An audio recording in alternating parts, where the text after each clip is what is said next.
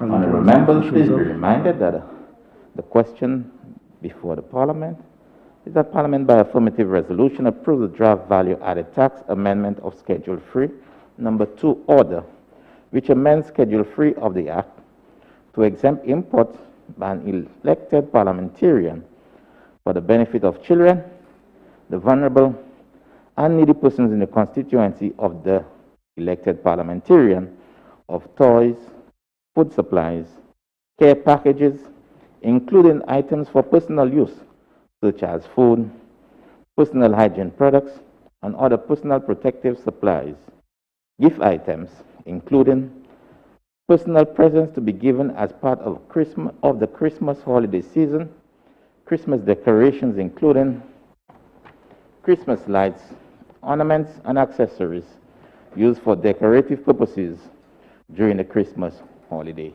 season. Member for Denrenoff.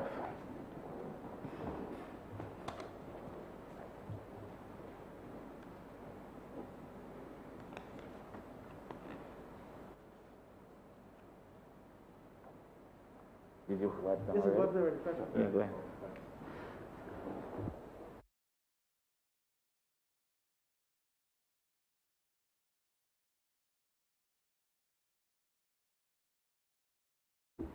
Thank you, Mr. Speaker. Mr. Speaker, on behalf of the people of Denrenoff, I once again rise in this honorable chamber to make a contribution on a motion before the House. But before speaking directly to the motion, like you this morning, Mr. Speaker, I rather suspect that this will be the last sitting for the year. And so I want to profit the opportunity to express holiday wishes to some of the people I've worked with in discharging my responsibilities to my country, and more specifically, my constituency. And I want to start with you, Mr. Speaker, and your staff in the Parliament for the wonderful job that you all have done in keeping the Parliament alive and for facilitating a period of free speech and things of that sort. I want to express holiday wishes to the Leader of the Opposition and my colleagues on this side of the House, as well as colleagues on the other side of the House, Mr. Speaker. The frontline workers who work so diligently for our country in the last 12 months, they too, Mr. Speaker, must be mentioned. Permit me also, Mr. Speaker, to reach out to Alina and Janjo, whose son, Wesley, from my constituency, fell off a bicycle a few days ago, and he suffered some serious injury. He has undergone surgery at the Owen King EU Hospital, and I just want to let the family know that my thoughts and prayers are with them, and I wish young Wesley a speedy recovery. Mr. Speaker, if one were to tune into the national television network, the NTN, to listen to the debate on the motion that is before us, and for some reason they happen to join late, Mr. Speaker, only to hear the contributions of the members on the other side, one would have easily concluded that the members of the opposition are wicked and they do not mean well for the citizens of this country, in particular the children of St. Lucia. But, Mr. Speaker, nothing is further from the truth. And what we saw in response to the presentation made by the Leader of the Opposition and member for Castries East, and also the member for Castries South, were expressions, Mr. Speaker, that had in them genuine concerns and genuine questions. At no point in time did the two gentlemen give the impression, Mr. Speaker, that they were against the motion that is before the House, and by extension, against relief for people in St. Lucia who may not be in a position to provide for themselves during the holiday season. Mr. Speaker, I saw a deliberate distortion of the members' presentations. And the member for Castries Southeast, in his preamble, he said that he anticipated a peaceful exchange a cordial discourse, a frank conversation. And that is what he expected when he came here, given the nature of the resolution or the motion before the House. But by asking a simple question, Mr. Speaker, that if government is taking a resolution to the Parliament on the 15th of December, a mere 10 days before Christmas, and say to the opposition, here we are providing you with an avenue to import toys and other items that would bring relief to the people just 10 days before Christmas, Mr. Speaker, we are saying that we believe this is unfair and better could have been done. But by asking this question and expressing this simple concern, instead, he said we had taken the Parliament or the debate to a new low. The member for Soufrière said it was cheap politics. And the member for Castries Central, Mr. Speaker, she was busy trying to find out who are the persons in her constituency 4.5 years after having been elected who were indigent and probably in need. Mr. Speaker, I would not stand here and oppose any kind of relief package, whether it is in the form of a resolution or tangible items. I will not oppose any such initiative once I genuinely believe it is going to redound to the benefit of St. Lucians, in particular those, Mr. Speaker, in these difficult times who might not be able to provide for themselves. But we are saying, Mr. Speaker, if the focus of the resolution is to allow parliamentarians, and not the term parliamentarians, elected parliamentarians on both sides, to be in a position to order stuff from overseas, to be able to distribute them to constituents. Mr. Speaker, a mere 10 days before Christmas cannot be sufficient time. And I think the honorable and the right thing for somebody to have done on the other side was to say, yes, we agree with you, but better late than never. And let us see what we can do.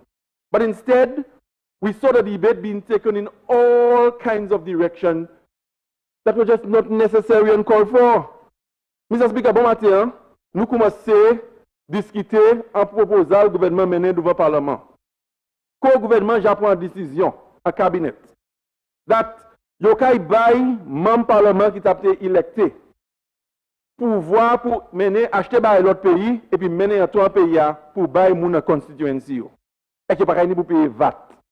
Et que yo aussi dit et que moi d'accord avec yo that en temps Noël et que ça nous a créé holiday season. Là ni un chay moun qui a dépend en les parlementaires yo pour bay yo anti-lemé pour faire Noël là yo ça enjoy. Et nous pas contre sa pièce. Parce que qui nous en opposition, ou nous en gouvernement, nous tous ni pressure comme Jean constituency nous, qui a venu demander nous bagaille, et que nous pas même ni. So si le gouvernement a mis des marches en place, pour ben nous, un petit soulagement qu'on nous a acheté par l'autre pays, nous pas contre ça ou ça. Ça nous a dit, c'est ou pas ça venir 10 jours avant Noël, et qu'a dit nous 6 qui sont en opposition, nous supposons acheter par l'autre pays, order ces bails ça, jeune yo package, jeune yo ship, et puis clé yo en les doc là, 10 jours avant Noël pour nous sabayer moun en constituency nous. And that for me, Mr. Speaker, is the crux of the position of the collective opposition here today. So when you hear that we do not mean well, and we don't have the best interest of the children of St. Lucia at heart, Mr. Speaker, that is a misrepresentation of our position. Mr. Speaker, why would I leave Denry North and cross the Bad Lil and oppose government putting measures in place to help poor people at a time when not a single box of bananas can be exported to the UK? You think I don't feel the pressure in much the same way that my constituents feel it, Mr. Speaker? They come to my office, they meet me at the funerals, they meet me at the bakery, and they expect you to find a mechanism that is workable to bring relief.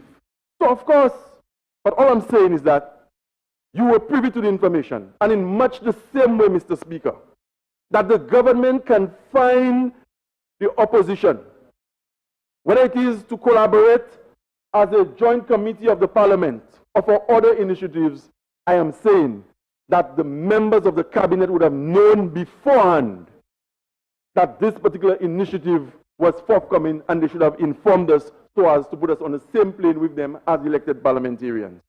But to give the impression that we're not for the children of St. Lucia is wrong. And it is mischievous, Mr. Speaker. Some children in my constituency today, they cannot get a report at the end of the term because they do not have laptop computers. And you think if measures have been put in place to help those families, Mr. Speaker, we are going to stand in the way of that? Bus drivers are under pressure. Almost every sector of this country as we speak is under pressure. And very importantly, Mr. Speaker, as I said, those persons who cannot make ends meet and their families who would have been able to look after themselves in a very comfortable way under normal circumstances.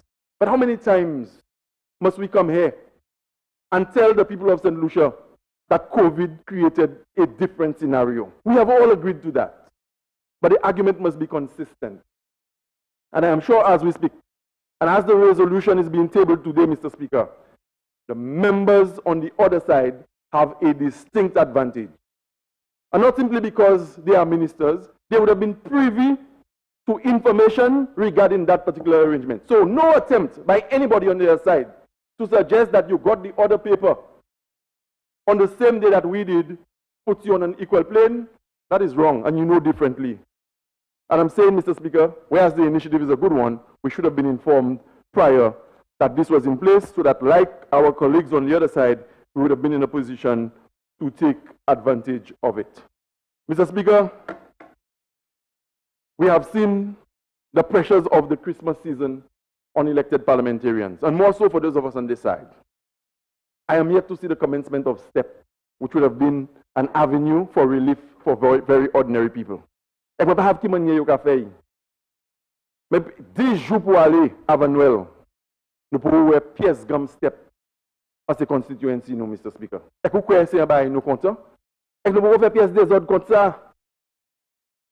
Mais ça nous savent, là, les gens qui savent qui manie au acheter un livre pour Noël. And that is the reality. And when I come here and I give expression to such concerns as espoused by my constituents, I have no difficulty, Mr. Speaker, when people ascribe labels like playing chip politics. And if by saying this and registering that as a concern on behalf of the people of Oleon and Grand Ravine and Gardet and Daniel Riviere, Belmont, Richmond, Lapel, Mr. Speaker, Grand Ravine, if by giving expression to those concerns, I am taking the parliament to a new low, then, Mr. Speaker, I am happy to do so, because my primary responsibility, as I've said before, is to give expression to the concerns of the people in whose name I take my rightful place in this parliament. And then you hear about creating a new St. Lucia. In the creation of that new St. Lucia means, and I've said it before and I'm going to say it again, there must be contending ideas. So when you come with a resolution, and I'm saying to you that 10 days before Christmas, that cannot work for us in opposition. Are we doing a disservice to the country? By saying so, Mr. Speaker, are we not for the children of St. Lucia? Does that make us wicked?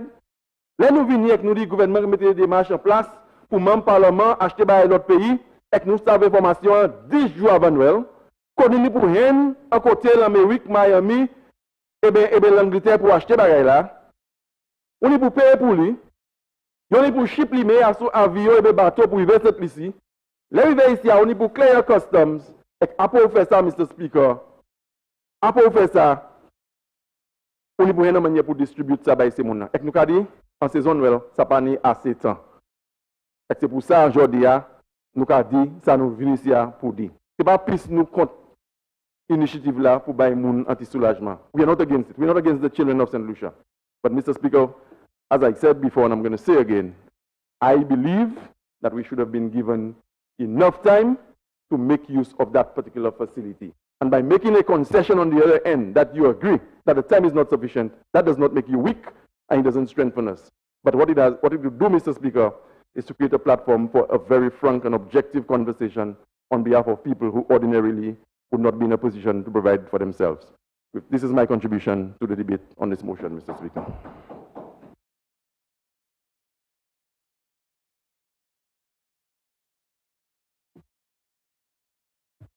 Member for Ancillary Canneries.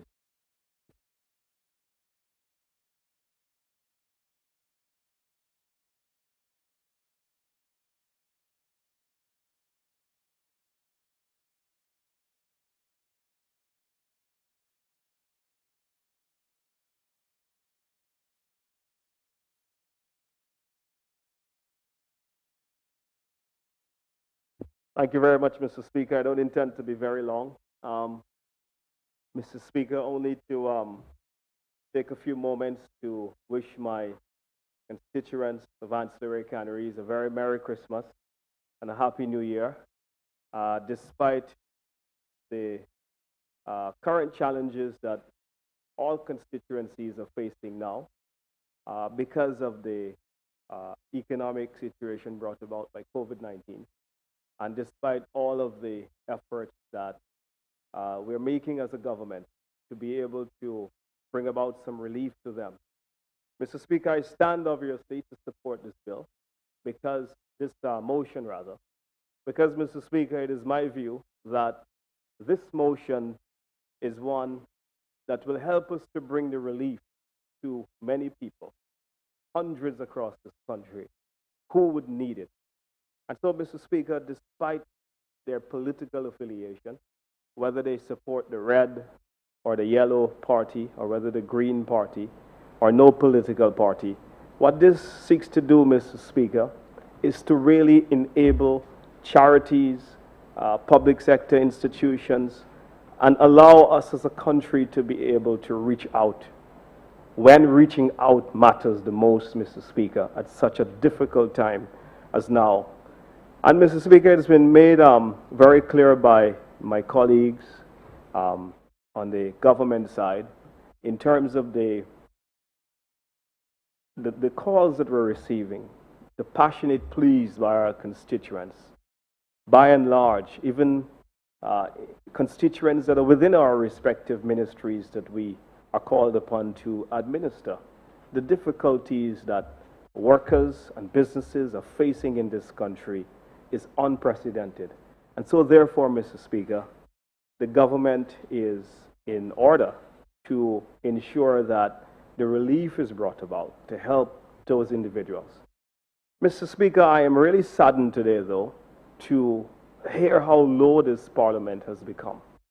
Because, Mr. Speaker, I think that this is of historic proportions, that we would come and even Christmas toys, we would politicize. Mr. Speaker, there comes a time when I believe that our politics must rise to the occasion. And the politics must be able to say that, all right, this is a good thing that we're doing, it's a good deed, and so let us proceed and move on and do what is right for the people of this country. And I note how hard and how difficult it is for members opposite to be able to extract political capital, because there's no political capital from this. This really is a very positive thing, and this really is something that is needed in this country. And, Mr. Speaker, I really am saddened by what I've seen. I was listening to the speaker before me, Mr. Speaker, for example, and he indicated, Mr. Speaker, that that he had not seen steps started in his constituency. And I'm sure, Mr. Speaker, that if the STEP program is so important to him, that he would have reached out to the Minister for Social Transformation and asked whether there's going to be STEP this year. But you don't wait 10 days before Christmas, and then you come to the House because you believe that there's some political capital to be gained. I understand that, you know, you're on television and you want to use the television time to be able to get some publicity. That's fine.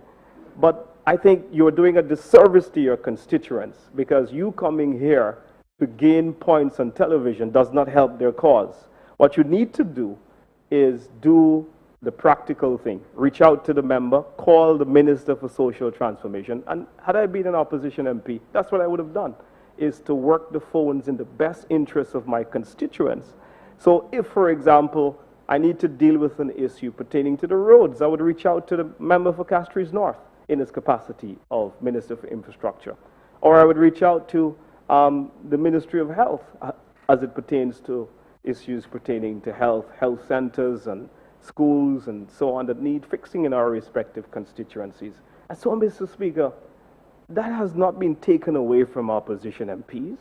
But, Mr. Speaker, it is a lack of their ability and a lack of their own willingness to reach out to the very... I have never had a call from any MP opposite about anything pertaining to tourism.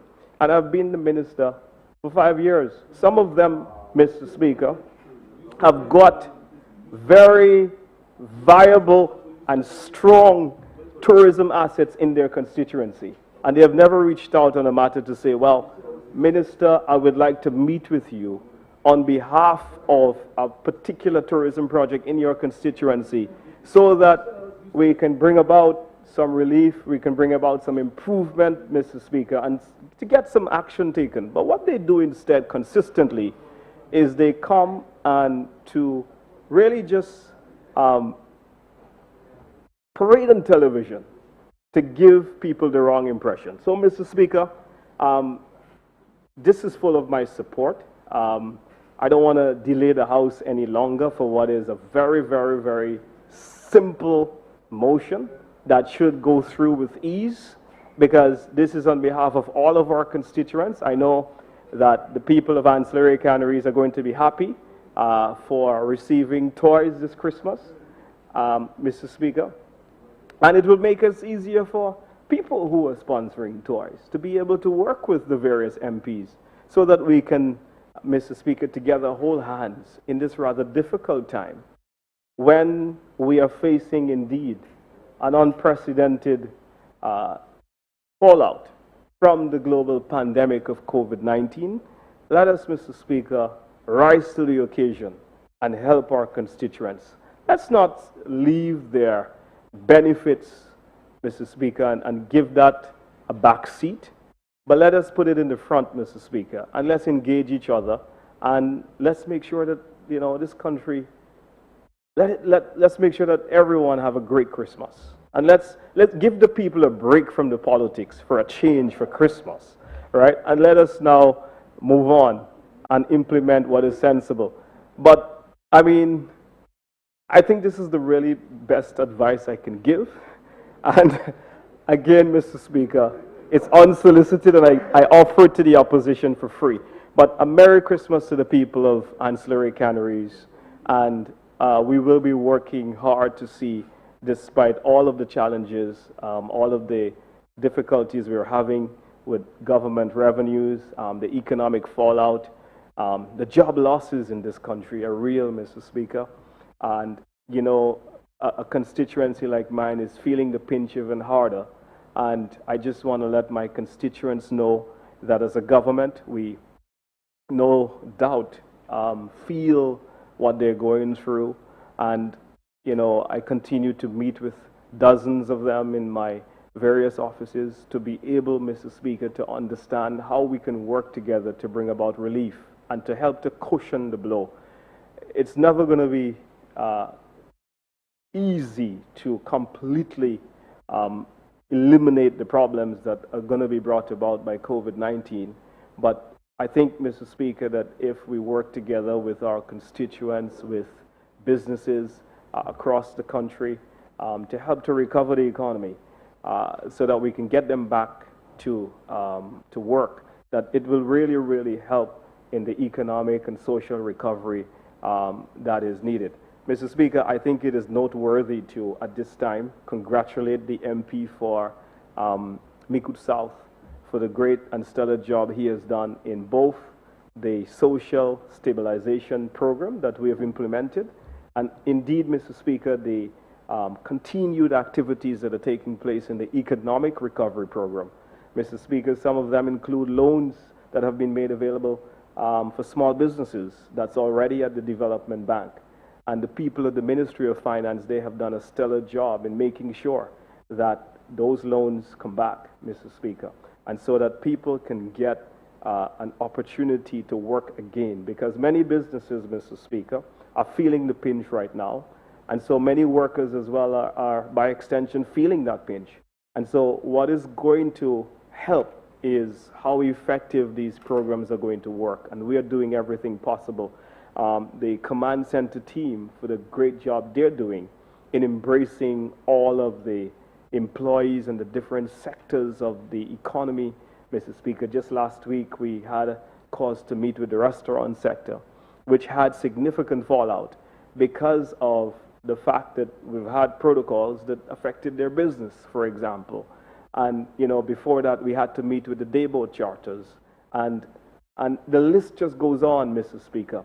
But what is needed now are solutions to the many problems brought about by COVID-19. And how do we then work in the best interest of our people to be able to get this forward, get the country rebuilding after the devastation that has been caused by this pandemic, which no one in this House is responsible for. Mr. Speaker, in December, no one saw this coming. And so therefore, I think what is important now is to go forward and help solve the problems that we face. So thank you, Mr. Speaker, and Merry Christmas to members of the House, all members of the House on both sides. Thank you. Merry Christmas.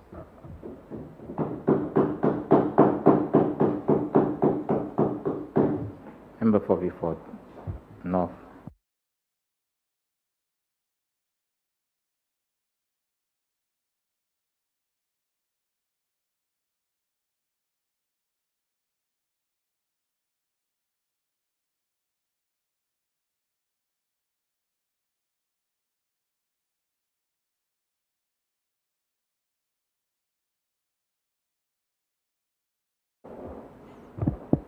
Thank you very much, Mr. Speaker. Mr. Speaker, I wish to make a few comments or to make a very brief contribution to this motion, but I ask, Mr. Speaker, that you allow me a few seconds to wish my constituents, the constituents of Vieux North, people of the communities in Belleville, the people of the communities in Grace, all of the communities of Pirot, all of the communities of Vigier-Kako. I wish them, through you, Mr. Speaker, a peaceful and a wonderful Christmas season. Despite the challenges, despite the difficulties, I wish you a wonderful Christmas. Mr. Speaker, this motion for value-added tax exemption for parliamentarians to bring in toys, food, care packages, and so forth, coming at the 11th hour is, Mr. Speaker, in my view, not intended for the vast majority of St. Lucians, because if it was intended to benefit all of the people we heard about earlier by members of the government, that children love toys and they love lights and all of that, if it was intended to do that, why didn't the government instead indicate that all Christmas lights for 1 month would be VAT-free, so that if there's a business person in my constituency who wants to purchase Christmas lights to give to the children of Vieux North, that they can purchase the Christmas lights VAT-free? If, Mr. Speaker, this was clearly intended for the benefit of one and all, why didn't the government say for care packages and personal protective equipment between now and the end of January would be VAT-free across the board? Across the board.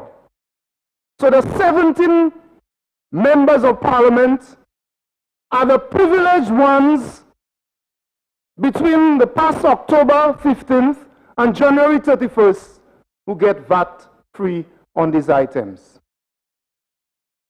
Members of parliament, we represent constituencies, and we too need items for our constituents. There's no doubt about that.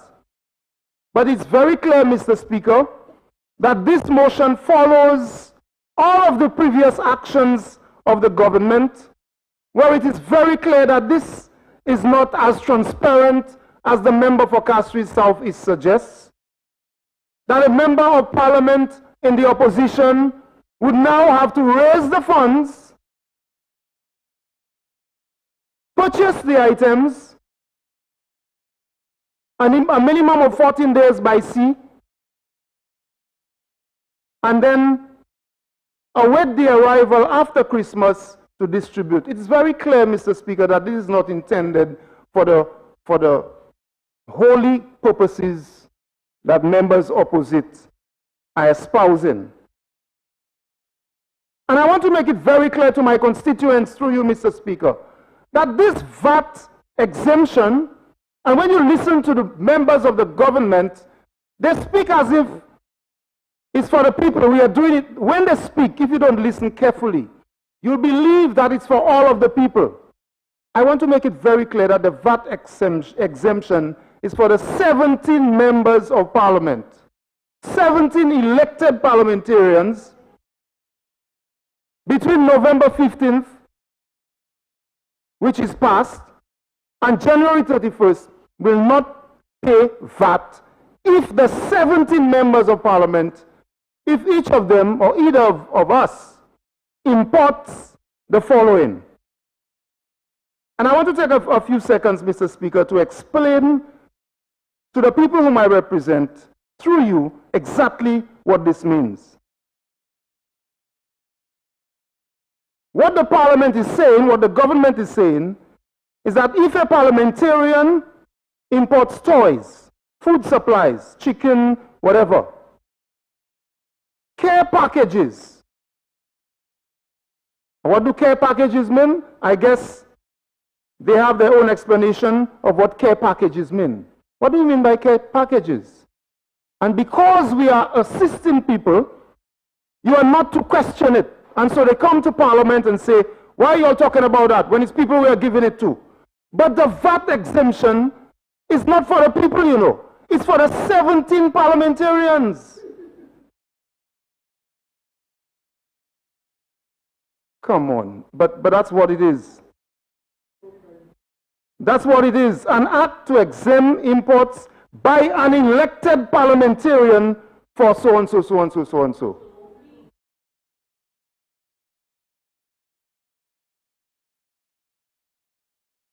It's like I can't read English. It's like I cannot read English. Honorable member, proceed. Mr. Speaker, I want through you for the people to understand what is happening here. So if a parliamentarian imports personal hygiene items and other personal protective supplies, gift items, you know, so perfumes, creams, gift items, gift packages, Christmas decorations, Christmas lights, and so on, and accessories used for decorative purposes during the Christmas holiday season. I am saying to the Parliament, Mr. Speaker, through you, that I want the same concessions for a business lady who owns a shop at Piero, who wants to import toys and personal protective equipment to give to the children of Piero. That's what I'm saying. I am saying that I want the same VAT-exempt provisions for the gentleman who spoke to me from Bellevue, who owns a bar, and he says to me, but Musa, I really want to help. But if I can import some things, what concessions can I get? I want the same VAT exemptions for this gentleman from Bellevue. I want the same VAT exemptions, Mr. Speaker, for another gentleman who owns a supermarket. But he wants to bring down the things for the children of the children's home at Opicon. All I'm saying is the government, the intention of the government to help people everywhere in St. Lucia. That is what they're saying. But it is only the 17 parliamentarians, Mr. Speaker. Only the 17 parliamentarians will get VAT exemptions to bring in gift items. How do we spread this throughout the community? So you depend, okay, so as parliamentarian, it's the 17 who will do it. And you hear all of their explanations, Mr. Speaker. Mr. Speaker, I heard a lot this morning about we are elected to represent people, and therefore the government is giving us a chance to get a concession so that we can give people toys and gift items and food and so on. And there's a lot of hypocrisy in this, because the evidence, Mr. Speaker, does not support that kind of generosity. As my colleagues have said before, we have come to the Parliament over and over and over again, asking for help. When we asked for help for the fishers, they laughed at us. The member for Babunon, Minister for Agriculture, intimated that they cannot spend $1,500, and they laughed at us. The fishers had to protest. The fishers had to protest to get $500. That's what they had to do, our constituents. And you talk about generosity. The fishers had to protest because of COVID to get $500. That's what they had to do. When we came here, Mr. Speaker, to ask for this government to consider the bus drivers because of COVID and the way the protocols are organized, and to assist them, they laughed at us again. The bus drivers had to protest. But they come here, Mr. Speaker, as if this is such a generosity they're talking about. And Mr. Speaker,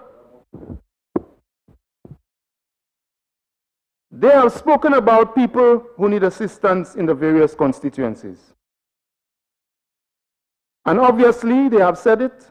You parliamentarians go and raise the money and order the things overseas to give your children toys and all of that. Mr. Speaker, it's not the first time, and those parliamentarians opposite have done it too. They are behaving as if parliamentarians on this side of the house have not been doing things every year for Christmas to give to their children and to give to the elderly. The records are very clear.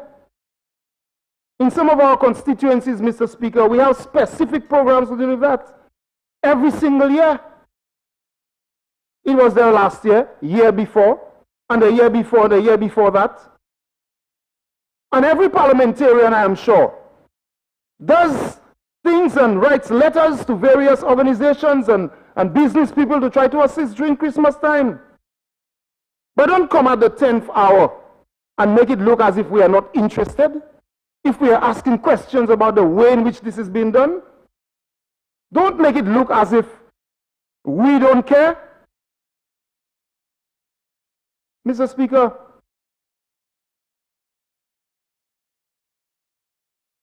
my colleague from Denwinov spoke about the things that we have done to ask for assistance for our parliament, for our constituents. And he spoke about STEP.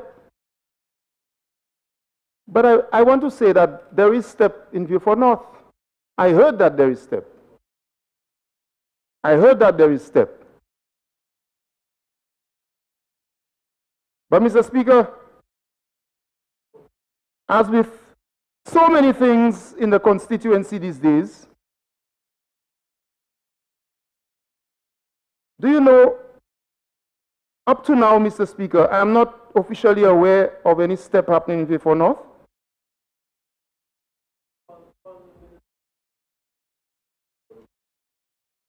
And Mr. Speaker, here is what I did.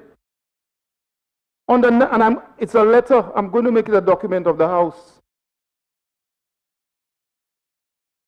After pleading and pleading and pleading, on the 9th of December, Mr. Speaker, I penned a letter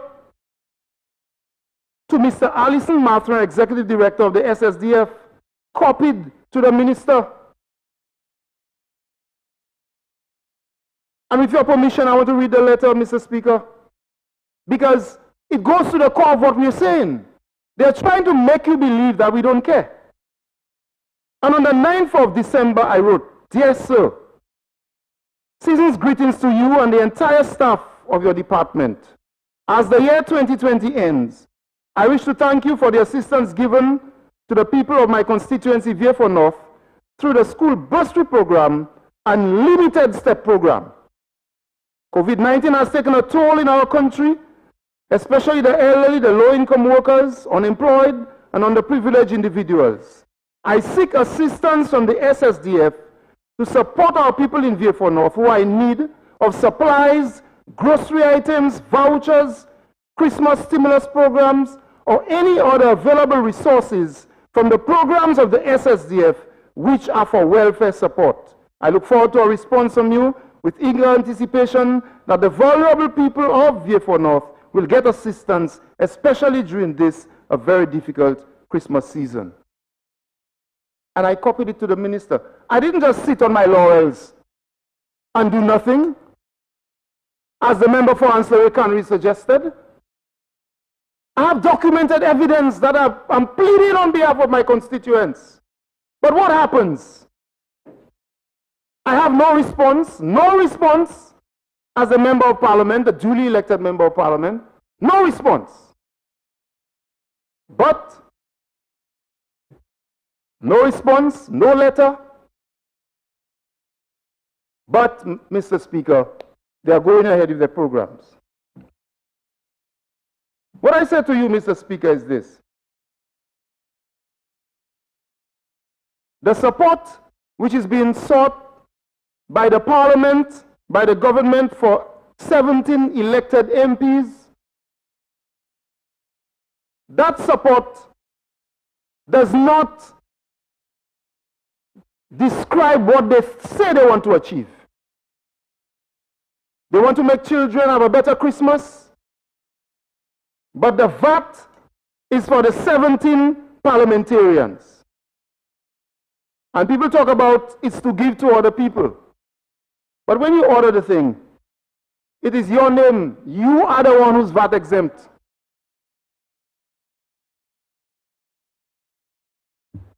You are the one who's VAT exempt. On the point of order. Vieux-Fort North is repeatedly misleading the House, and this is too important a matter for it to go unchecked and for the people of St. Lucia to be misinformed. The resolution before us is not to provide the VAT exemption for an elected parliamentarian. The honourable member is giving the impression that it is personally for the elected parliamentarian.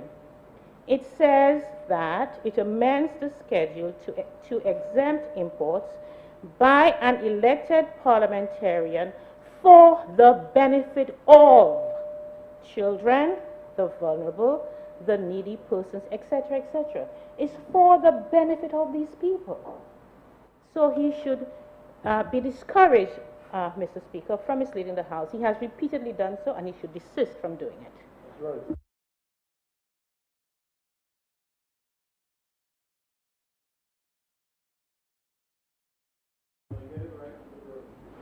Honorable Member, I would have said that we all have the resolution before us, but listening to the member for Council Central, if you're going to quote from the resolution, you better not stop at by an elected parliamentarian. Then you should go to just a couple of statements thereafter. But all I'm saying to you is be on the notice that you do not give the impression out there that there's no benefit out there to the people that it is in the parliamentarians intend to benefit. Mr. Speaker, I thank you, but maybe somebody can read the motion again to me, because that's exactly what it says. It's an elected parliamentarian who is being, okay, if the elected parliamentarian orders toys or whatever, who is supposed to pay the VAT? Honorable Member, I'm not asking you first to have a back and forth on that. The member made the member raised an objection to your statement. I give you some guidelines. Just let's move on from that. Thank you, Mr. Speaker, but Mr. Speaker, I am correct, and if you don't want me to continue this, I will go to my seat. But what I'm saying to you is, who is paying the VAT? Who is supposed to pay the VAT? Is the elected member? Honorable Member, you're not listening to anything I've said to you or the way I rolled to you. Proceed. I'm not But wrong. take note of I'll proceed, Mr. Speaker. I just want Honorable Member, if you say you're not wrong, then you'll take your seat. But I'm just saying to you, just take note of my guidelines. So, Mr. Speaker, this motion seeks to exempt members of parliament who order toys, food supplies, care packages, items for personal use, and so on from paying VAT. And these items... Now I will stop you exactly. You see, when you read this, you must be careful how you read it, because yes, there is, let me get the exact position for you.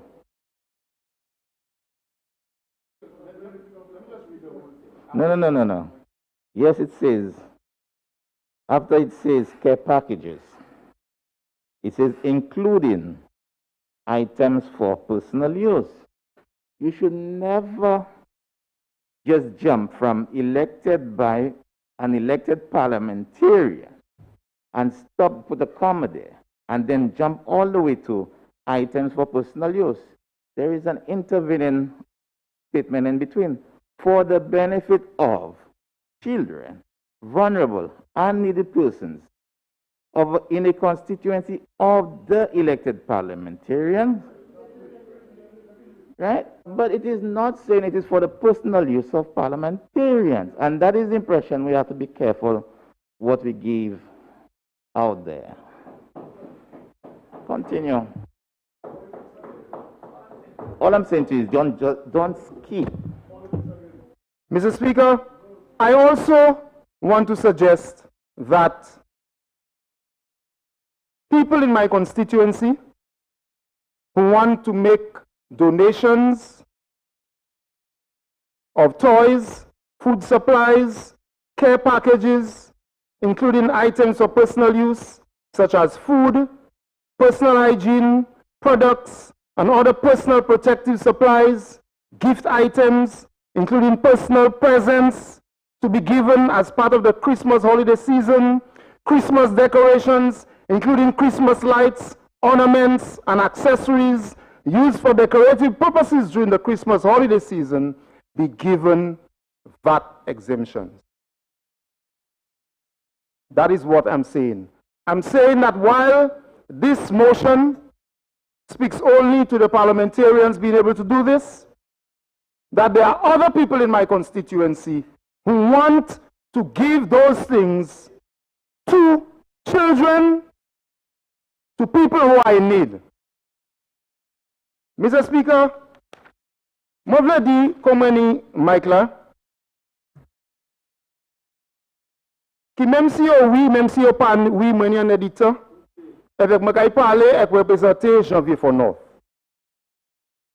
Nous venons ici parce que le gouvernement dit qu'il a mené en motion en Kaila pour si un membre parlement, c'est 17 membres parlement, si on gagne bagaille qu'on manger, bagaille personnel, bagaille pour lights pour Noël, bagaille pour décorer Kaimoun, et toute qualité bagaille comme ça, si on gagne, bay Jean constituency yo pas qu'à payer VAT les bagaille la vini. Ça me ka dit à Mr. Speaker, gouvernement a dit yo ka fait ça parce que yo très concerné avec mamay, avec différents monde comme ça, attendre Noël là pour yon un bon Noël.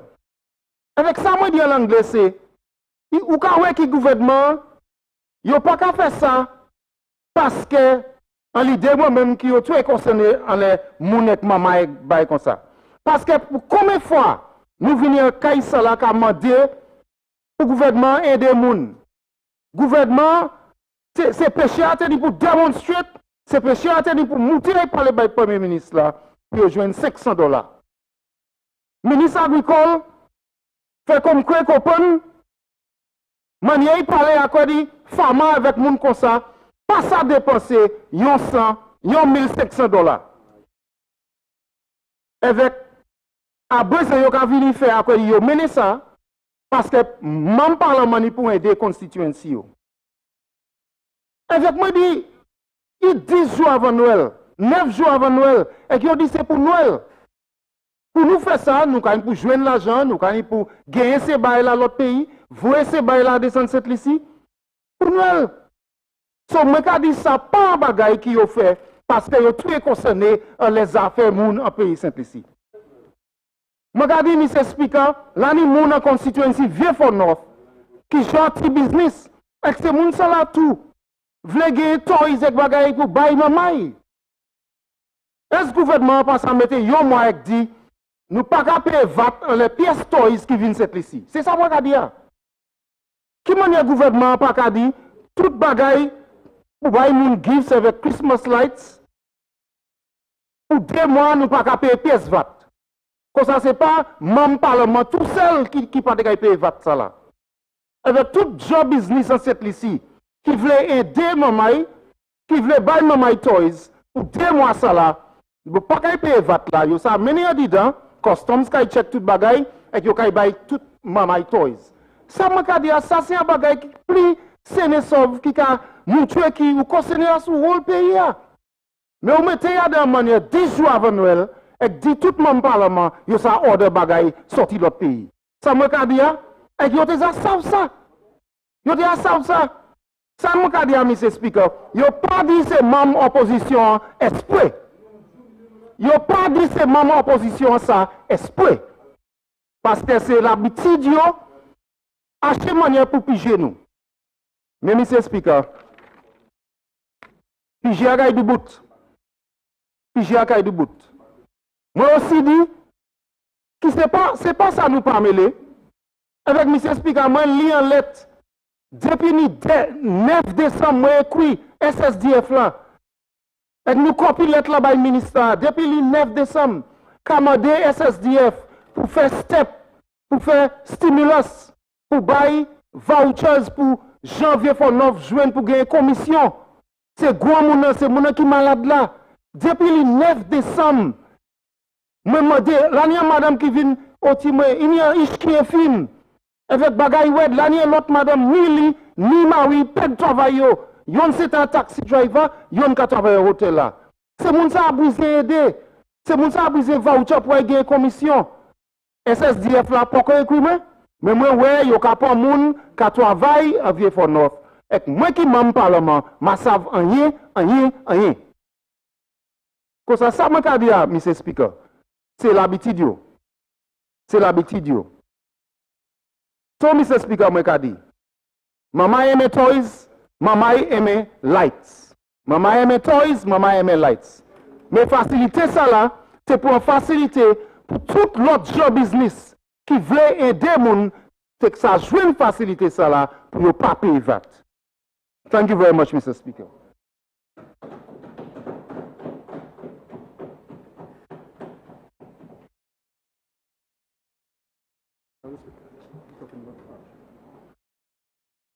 Member for Babono.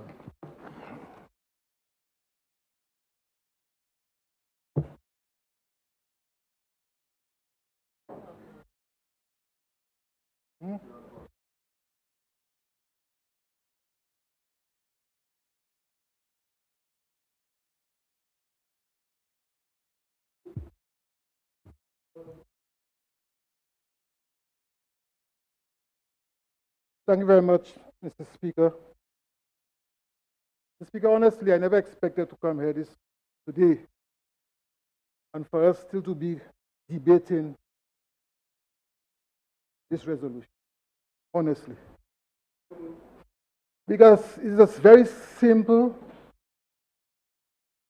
resolution to benefit us as parliamentarians, because you'll be quite aware that from time to time, especially around now, Mr. Speaker, that our constituents look forward for us to give support. Especially now we have been challenged with COVID, the demand is even more severe as it pertains to our responsibility. And Mr. Speaker, after the member for Swazel Saltiba spoke, I thought those on the other side would have understood and appreciate what we are doing, and the arguments that they are putting forward that it's only now we are coming to this honorable house would have been debunked. Because like you realize, Mr. Speaker, the member from Swazel Saldibus did articulate properly what we are doing. But again, Mr. Speaker, those on the other side have their own objective. And like my member from Toufre Fosse-Jacques said, and of course the one from Guzli said, we're in a silly season. And they will do everything, anything, Mr. Speaker, to make whatever we are doing here look political. Mr. Speaker, I heard the member from Then enough said they came here to ask a simple question. And why is only now, 10 days before Christmas, we are coming to this honorable house to pass a resolution to give members of parliament the opportunity to bring in gifts and gift item VAT-free. But Mr. Speaker, I want to repeat what the member from Swazel Salibus said earlier. Mr. Speaker, since June, 2nd of June 2020, we came in this honorable house and passed a resolution where we were allowing persons, that's history, to bring in barrels much earlier than we are accustomed of doing, Mr. Speaker. And which, of course, parliamentarians could benefit from it. Because parliamentarians could bring in the barrels, bring in the gifts, and benefit from it. You know? So why do you come here and say that's not necessary? You could benefit from it. So why you come now and say it's only 10 days? You had since June of this year, 2020, to bring in your gift. You know, Mr. Speaker? So I'm asking myself, why now come and say that you do not have time? You do not have time, Mr. Speaker. Members.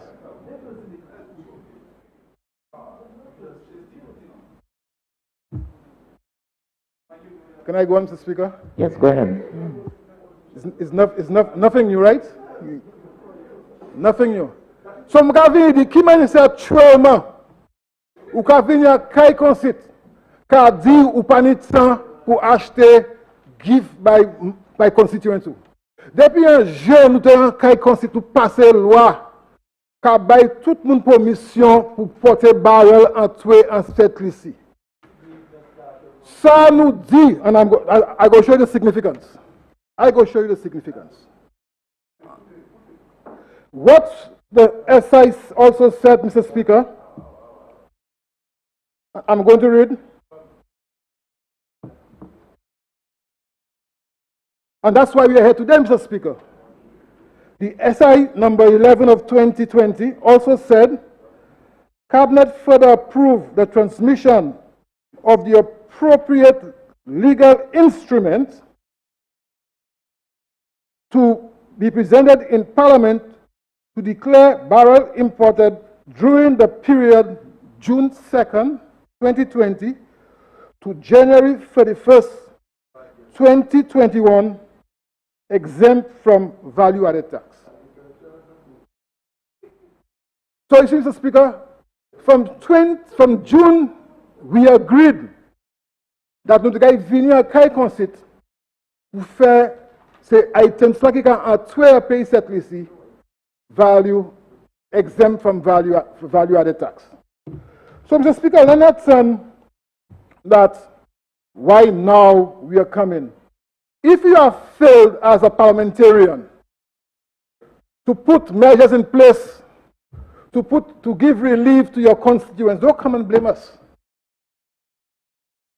Don't come and blame us. You have failed. That's why you have always failed. And you go continue to fail. So don't come and tell us that we are only waiting 10 days before, because we had already informed you since June. Depuis un jeune, nous avons dit ça nous travaille fait. Ou quand venir à Concit, ou pas qu'à coûter. Même manière, Mr. Speaker, là nous sommes venus pour nous dire 20 million US dollars là, pour nous repurposely. Yo dit, il partait un budget là. Et puis nous, moi, nous côté un budget là, So, which means, Mr. Speaker, they come to cabinet with their mind already made up. They come to parliament with their mind already made up. And they are programmed. They are programmed, Mr. Speaker. Mr. Speaker, I'm hearing the member from Beaufort North saying, what is it that is going to tell a business person in his constituency as to Honorable members, whether they're going to benefit from the exemption of VAT? But, Mr. Speaker, même Parlement pour Beaufort North, l'été à gouvernement, venir à Concit, et bien passer VAT bill là, ça. Yo qui passe VAT bill là, ça. Et puis VAT bill ça, Mr. Speaker, made provisions for things like that.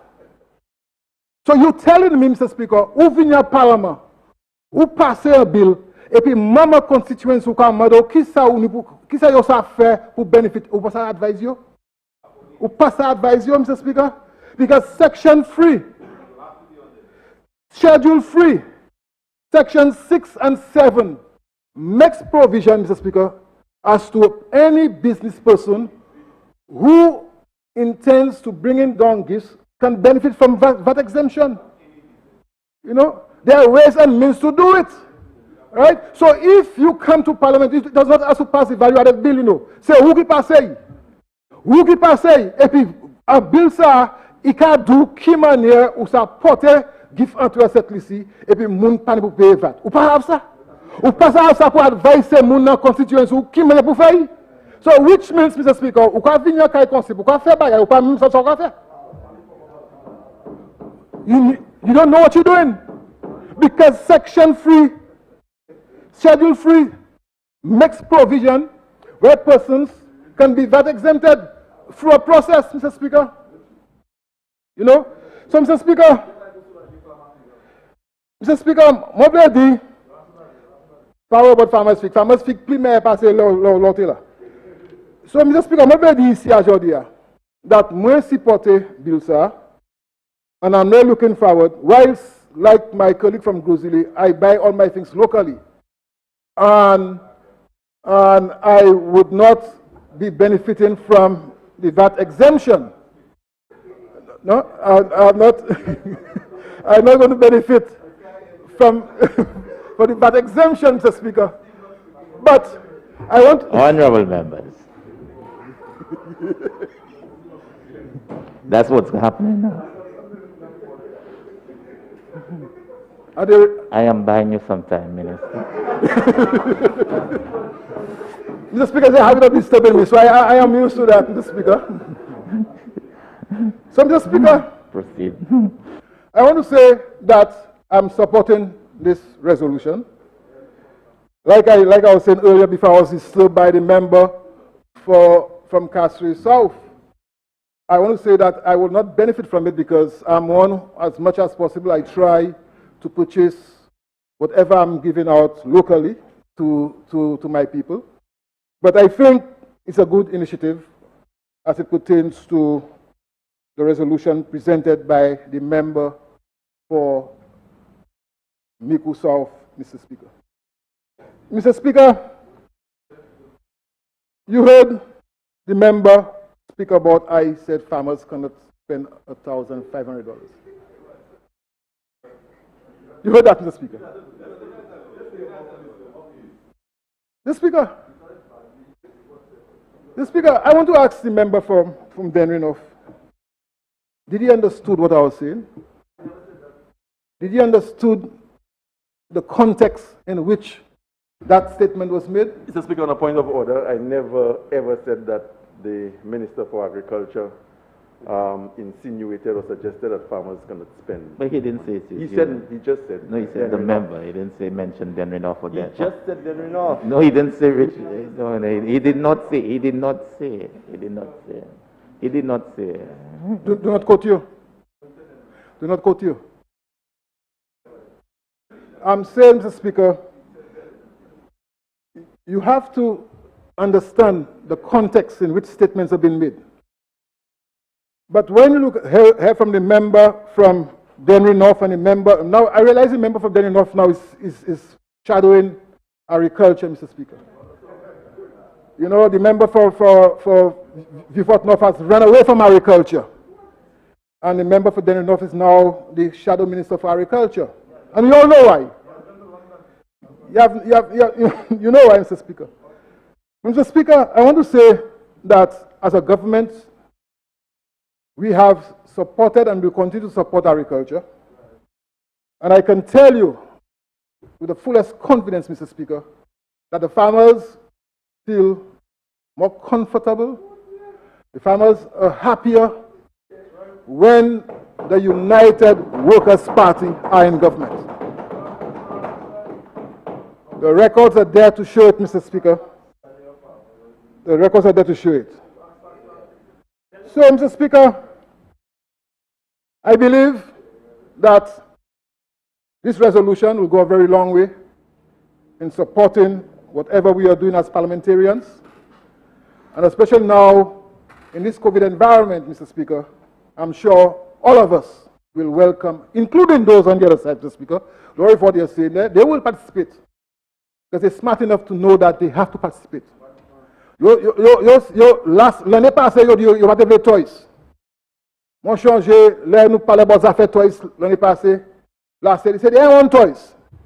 And now they're coming for a different song that they don't have enough time to buy the toys.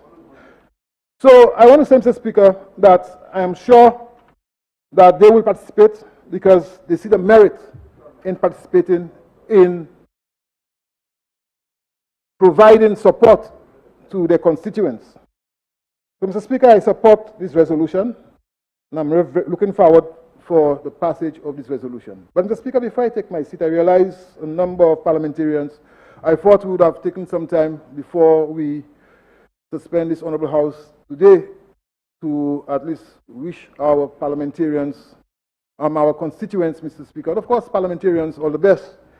So, Mr. Speaker, if we are not going to have that privilege to do this at the end of this session, well, I'll do it at the end of this session, Mr. Speaker. So, Mr. Speaker, thank you very much. I support this resolution. Thank you.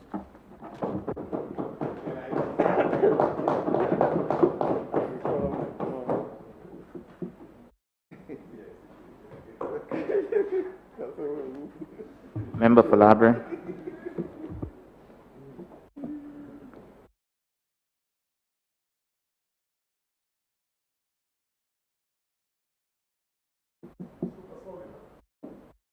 Thank you very much, Mr. Speaker. Mr. Speaker, it is always normal to experience drift away from our course. In this particular instance, I wish to return this debate to its proper heading and course. And so, Mr. Speaker, I shall restate the resolution before us and thereafter make my brief intervention in this regard. Mr. Speaker, the resolution to this House states as follows. Whereas under Section 1091A of the Value Added Tax Act, Cap 15.42, the Act, it is provided that the Minister of Finance may, by order published in the Gazette, amend the schedules to the Act. And whereas it is further provided under Section 1092 of the Act that an order made pursuant to Section 1091 of the Act is subject to an affirmative resolution of Parliament, except where the amendment is to customs tariff headings only. And whereas the Minister of Finance seeks approval of the draft value added tax amendment of Schedule 3, number 2, order to amend Schedule 3 of the Act by affirmative resolution of Parliament to exempt imports by an elected parliamentarian for the benefit of children, the vulnerable and needy persons in the constituency of the elected parliamentarian, of toys, food supplies, care packages, including items for personal use, such as food, personal hygiene products, and other personal protective supplies, gift items, including personal presents to be given as part of the Christmas holiday season, Christmas decorations, including Christmas lights, ornaments and accessories used for decorative purposes during the Christmas holiday season. Be it resolved that Parliament, by affirmative resolution, approve the draft value added tax amendment Schedule 3, number 2 order, which amends Schedule 3 of the Act to exempt imports by an elected parliamentarian for the benefit of children, the vulnerable and needy persons in the constituency of the elected parliamentarian. Mr. Speaker, I note that this resolution calls for the duty-free exemption to parliamentarians for the benefit of children, the vulnerable and needy persons in the constituency of the elected parliamentarian. Of course, as colleagues on both sides indicated, of toys, food supplies, care packages, including items for personal use, and the whole spectrum of things that could be imported. Mr. Speaker, members on this side never provided vehement and uncompromising opposition to the motion, as members opposite argued. In fact, Mr. Speaker, the leader of the opposition did indicate that it was a noble gesture. But of course he expressed concerns, which of course are legitimate concerns, Mr. Speaker. And so I joined the leader of the opposition in saying that it is a noble gesture to particularly provide assistance to the poor, vulnerable, needy, and children, particularly given that this group was neglected by the government in the so-called economic recovery and resilience plan, which gave away virtually all the money to the FFF contractors in the guise of shovel-ready construction projects. Mr. Speaker, for the past 4.5 years, we have been speaking about the vulnerable, the marginalized, the dispossessed in this house. We were laughed at, we were attacked for making effective representation on behalf of the marginalized and the poor people of this country.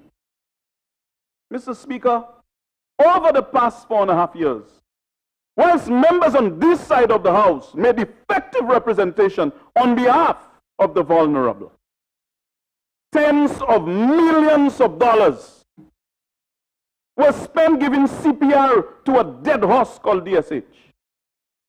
Tens of millions of dollars were spent giving CPR to a dead horse called DSH. And in this COVID-induced economic crisis, Mr. Speaker, when people are gasping for air, now they come and attack the opposition as if they suddenly discover there is something called vulnerable people in this country. In fact, the member for Castle Central was saying now they're trying to identify, and I'm hoping that I'm not quoting her wrongly, about identifying needy people in the constituency. This is something, Mr. Speaker, that all of us should have known way in advance, the constituencies that we represent. We must understand the demographics in the constituency. It is not now we have to identify needy people. Mr. Speaker, there are tens of thousands of people who are suffering from the economic and social effects of this pandemic. And the government has not provided the kind of soulagement that they needed to be cushioned from the pandemic. This is a fact. Why attack members of the opposition for stating the facts and for expressing concern, Mr. Speaker? Mr. Speaker, I believe, like I said, it is indeed a good gesture at this time.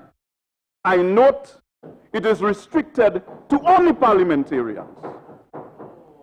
Now, Mr. Speaker, not, oh, Stay in the holding pattern. Mr. Speaker, on my way to Parliament, and I want to join the member for Beaufort North in expressing that concern. Many persons have asked the business community, persons who normally engage in humanitarian work throughout, and they are asking whether they are going to be considered if they import things for poor people in this country.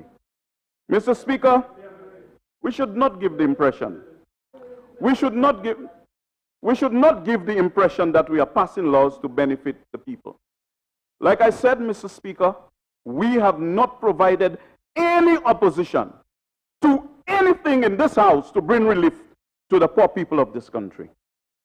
Mr. Speaker, Parliament, of course, as noted by many, did not do it in times past about the same Christmas lights we are talking about. This has absolutely nothing to do with a pandemic. And they are complaining and they are questioning the motive. That as if suddenly an election is fast approaching and we want to disguise love for people in strange ways, Mr. Speaker. But that is the perception of the people of the country. But certainly any effort, Mr. Speaker, to bring relief to the poor people of this country will never be opposed by members on this side of the House. Absolutely not. Now, Mr. Speaker, I wish to now discuss the philosophy and principles of the VAT. The VAT is intended to be a non-discriminatory tax, and hence it was felt that all items be taxed at the same rate, with few or no exemptions. In practice, however, many countries have adopted 2 or 3 rates. There is a main rate for almost every item, followed by a 0 rated for essential items, and a lower rate for certain sectors like tourism in the case of the Caribbean. The other fundamental principle of the VAT is that exemptions should apply to goods or services, but not organizations or people. This is based on non-discriminatory principle of the VAT. There are exceptions like diplomats based on the Vienna Convention and certain charitable organizations. But the intention was not to grant exemptions to organizations or people on the grounds that this would be discriminatory. So what you are saying as if it's a free-for-all for all organizations, this is certainly not the case. But as I prepare, Mr. Speaker, to conclude, no, I'm not landing yet. I'm not landing yet. I'm just about to commence the approach. Mr. Speaker, I cannot conclude this very important presentation without placing this resolution in the context of the Value Added Tax Act, as there has been much misinformation, fake news, and lies surrounding the implementation of the VAT. In fact, when the member for Kaswi Southeast was on his feet, followed by the member for Babuno, who talked about we introduced VAT, and many others, Mr. Speaker, I must set the record straight. Mr. Speaker, the value-added tax is a broad-based consumption tax. It is sometimes referred to as goods and services tax, GST, which is implemented in 166 countries of the 193 countries who are members of the United Nations. And it is implemented in all OECD countries except the United States, where the individual states levy a sales tax, which is more burdensome than the value-added tax, as it is a cascading tax implemented at the same rate on all stages of production. So, Mr. Speaker, whilst it is okay for them to play the politics and to blame the Labour Party for implementing VAT, it was not the former Prime Minister Kennedy Anthony and the Labour Party that implemented VAT in the rest of the OECS or the rest of the Caribbean, or in 166 out of the 193 countries in the United Nations, Mr. Speaker.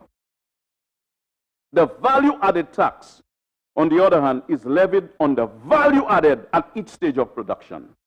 More significantly, all of the Caribbean states have a value-added tax, or broad-based consumption tax. It is also important to note that value-added tax systems were imposed as part of our multilateral obligations, Mr. Speaker. St. Lucia does not operate or exist in a vacuum. It does not, Mr. Speaker. In fact, Mr. Speaker, we must understand as part of the process of integrating our country in a rapidly changing global environment, appropriate domestic regulation is a critical element of ensuring net benefits from financial flow. Mr. Speaker, in this regard, our efforts at the national level, regional level, or international levels are supported by engagements with the international financial institutions to shape the international financial and development architecture to become more favorable to small states like St. Lucia. We are part of an international implementation framework, Mr. Speaker, based on constructive cooperation and mutual accountability between developing and developed countries. Behaving as if every country should implement VAT, and we should not. But there are many countries that are supporting our development, and they have VAT rates that are much higher than us. And in fact, Mr. Speaker, at 15%, we were sharing that rate with Dominica, I think, and St. Vincent and the Grenadines. All of them have a higher, all the others have a higher VAT rate. We must always do the responsible thing, Mr. Speaker, if we are to promote understanding that the international financial architecture should promote economic advancement of developing countries like ours, Mr. Speaker. Mr. Speaker, as I continue to navigate this very delicate subject, you'd wonder why I'm saying all of this. It is because, Mr. Speaker, that the government has blamed the former administration for implementing the value-added tax and promised the reduction and eventual removal of the tax. Mr. Speaker, it was a UWP administration that opened the VAT office, that staffed the VAT office, and gave the IMF the undertaking that they were going to implement VAT. St. Lucia cannot be vexed with us doing what is necessary to meet our international obligations. Mr. Speaker, having made that promise, they were forced to save face by reducing it by 2.5% as part of the 5 to stay alive promise. But it was 95 not to stay alive, as we can see in this country under the United Workers' Party. Mr. Speaker, we now know this was a lie perpetuated by the United Workers' Party, all in an effort to gain office. It is also well known that the value-added tax was a replacement tax for a number of taxes which were repealed. Honorable Member, we're not debating the merit of the VAT. Mr. Speaker, the member for Kasui Southeast raised it, so I'm responding. I must respond. I have an obligation to respond to anything. No, Mr. Speaker. We're not debating the merit of the tax. No, we are. Because the point is, Mr. Speaker, the scope and coverage, because it's impacting us now. And just bear with me, Mr. Speaker. In addition, the scope and coverage widened to cover services to make it a broader base tax. In the case of St. Lucia, Mr. Speaker, value-added tax collections in 2019, 2020 was 349.4 million, accounting for 42.2% of the total tax revenue. And it is by far the largest tax revenue item, Mr. Speaker. This is relevant because it has implications for the COVID-induced economic crisis, Mr. Speaker. In order to put this into context, the net largest tax revenue item is import duty, for which revenue collections total 121.6 million. More than $200 million less than tax intake from the VAT. Now, Mr. Speaker, we are all aware that people do not like paying taxes, but in order to run the affairs of the country and finance all the services provided by government, including security, education, and health, we must raise taxes to pay for the services, Mr. Speaker. But it is clear, Mr. Speaker. Honorable members. I will not be interrupted by noisy elements opposite, Mr. Speaker. I am here to represent the people of the People's Republic of Liberia, and I shall do so. I don't know of this constituency. I know of Lavery, not the People's Republic. Also, you know what I'm talking about. But Mr. Speaker. But honorable member, before you get off into space and we lose you, reduce your altitude a bit. You see, Mr. Speaker, aeroplanes operate at different altitudes. They have different operating altitudes. You have Twin Otters and BN2s opposite that can only go to about 6,000, 7,000, a few thousand feet. You're talking about major 380 that will operate, way up in the sky, Mr. Speaker, but they will land. And obviously, Mr. Speaker, the point is, over the past 4 years, we have just given away, by the games of members opposite, approximately $240 million, Mr. Speaker. We have lost in tax revenues because of the Fight to Stay Alive storybook beginning. And of course, we would have been in a much better position now to provide relief to the most vulnerable. And that's what we're talking about, the most vulnerable, Mr. Speaker. And the wider point is, Mr. Speaker, we must come to this House and stop this unnecessary debate. The eyes of the entire world are fixed upon St. Lucia, as if we are a jurisdiction that must not pay VAT, pay no taxes, but we want everything. And we expect foreign countries to impose higher VAT rates on their people to send money to us. We are giving them the impression as if all we want to do is just cool out, and they must make the sacrifice for us. We must be careful that we do not send the wrong signal to the outside world. So I conclude, Mr. Speaker, I conclude by indicating that this tax, the VAT, had to be introduced as part of our international obligations, and the government of the St. Lucia Labour Party at the time attempted to cushion the impact of the VAT by having a large exemption list of basic goods and services. Nowhere in the Caribbean we had more zero-rated unexempted items than in St. Lucia. And that was to bring relief to the most vulnerable, the dispossessed, the marginalized in this country. I thank you, Mr. Speaker.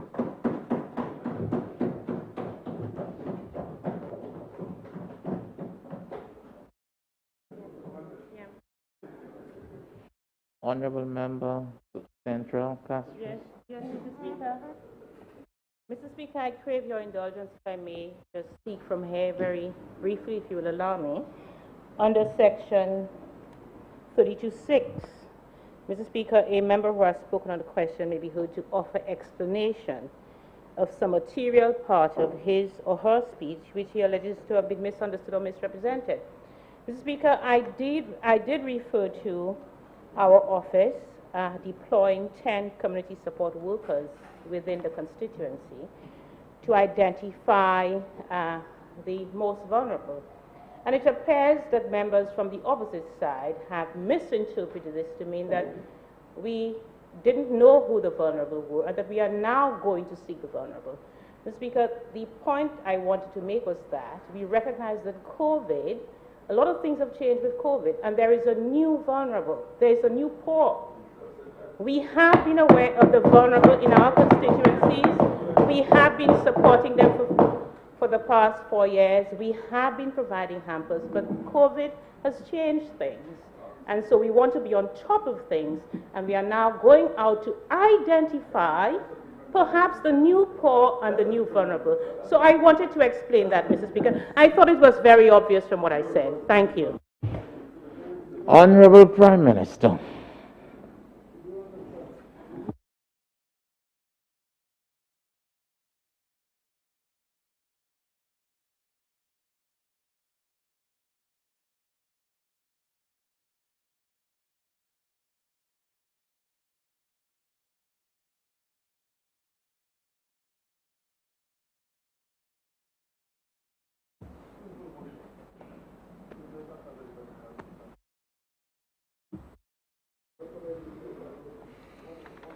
Mr. Speaker,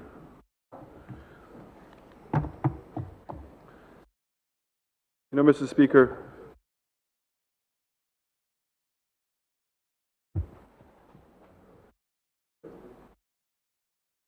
It's amazing to me, Mr. Speaker, that we would have come to the House to have had a debate on this motion.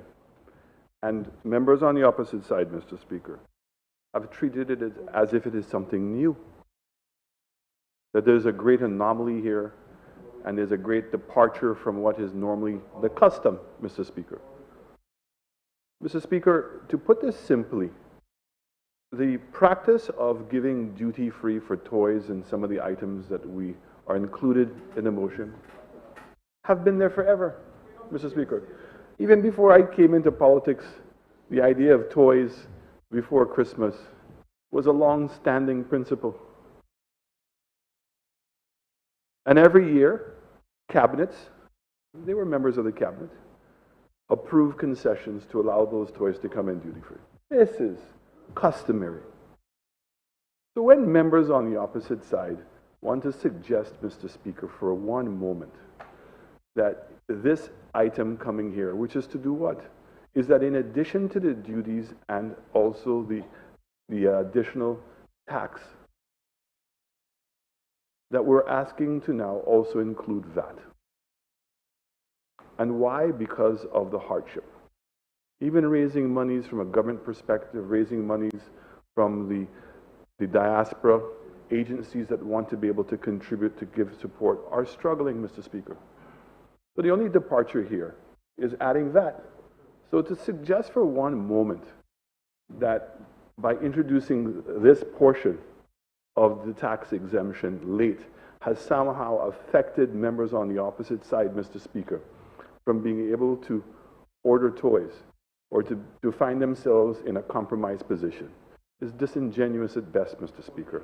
And it's certainly not in keeping with the spirit of Christmas, Mr. Speaker. That's the truth. So the only departure here is VAT. Mr. Speaker, again from members on the opposite side, to try to infer that somehow that what we're doing here today is the sum total of what the government is doing to help the vulnerable in our society. I'm very happy for the remarks of the member from Gros Islet and the Minister of Equity that highlighted the numerous programs that have been in existence, specifically targeting the more vulnerable. And Mr. Speaker, of the many ones that he spoke about, Mr. Speaker, the increase from 2,200 to 3,200 persons who are now receiving their stipends in this hardship time. And Mr. Speaker, the levels of income support. But again, Mr. Speaker, members on the opposite side will also try to convince you again that the government is doing nothing. So, Mr. Speaker, I had the Controller of Customs, the Acting Controller of Customs. Some members of his House seem to know him better than others.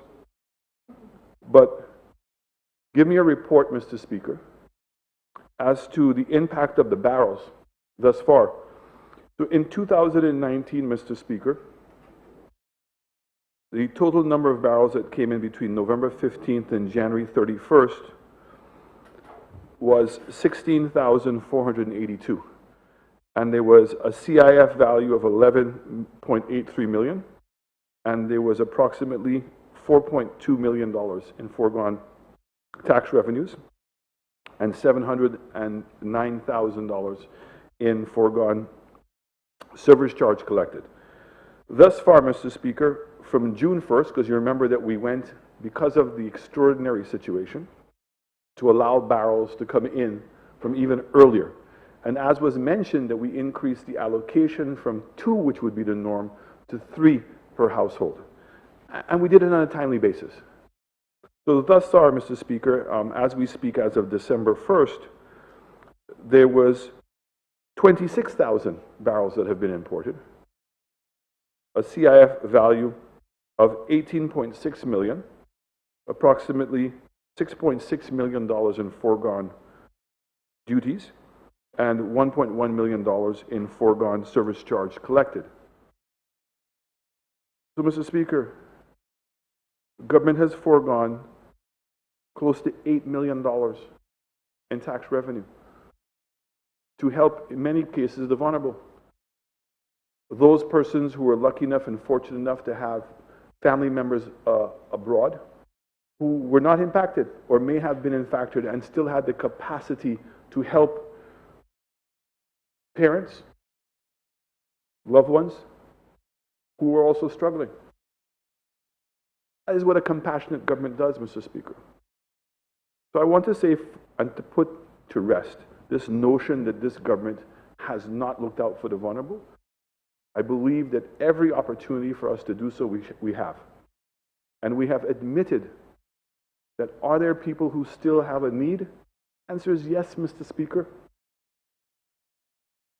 But this notion that government is going to solve the problem entirely by itself, Mr. Speaker, is a misconception.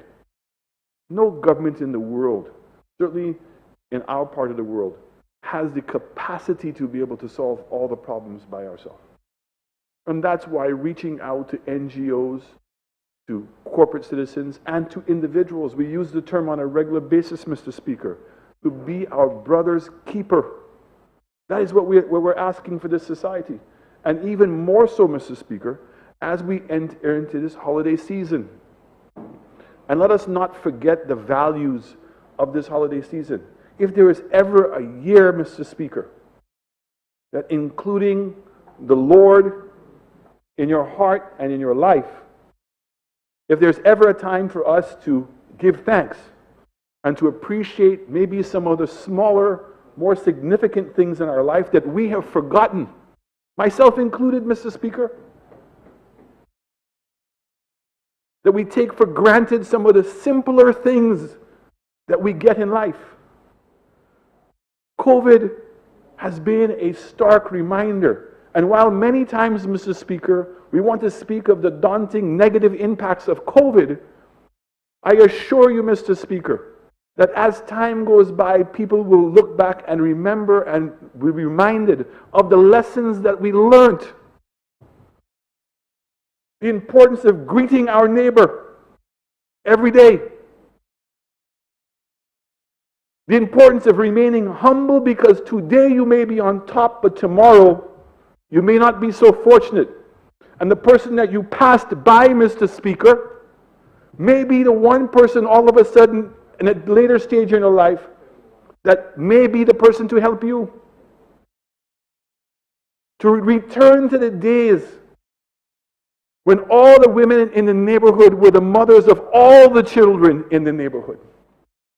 And before we knew the cell phone and WhatsApp and chat groups, before we even had the advent of phones in everybody's home, it was amazing how information got to your mother about what you did before you got home. That was the network. These are the values of being a society.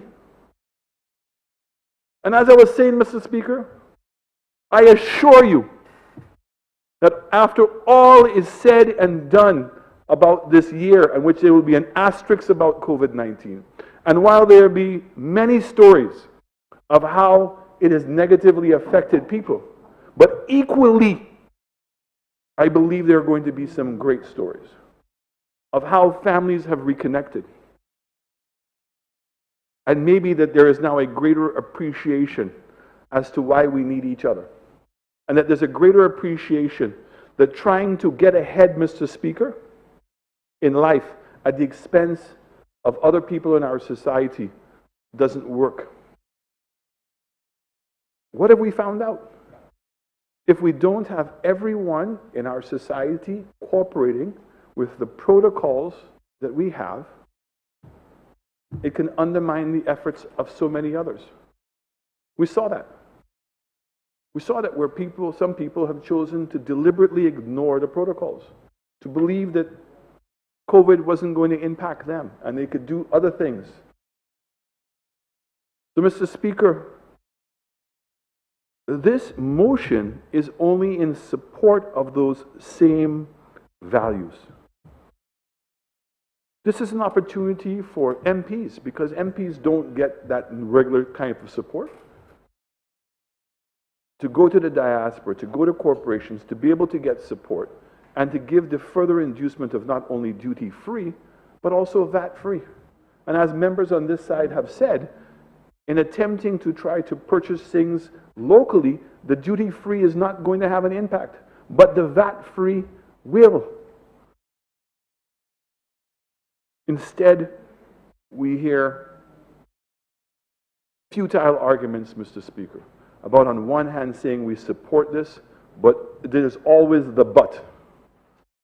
The but, that persons are going to abuse the situation, that there's some kind of disguise, some alternative motive behind an established principle of bringing in toys.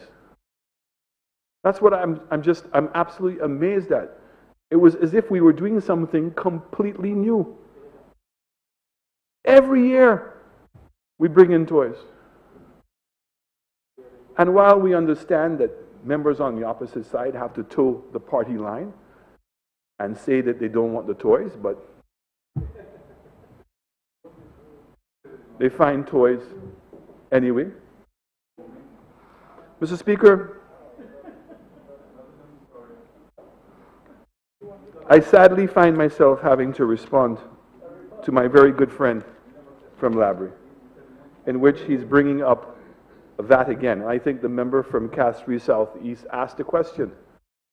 On one hand, you're saying that we made a promise for Five to Stay Alive to eliminate VAT, and here we come to eliminate VAT, and you're finding a fault in it.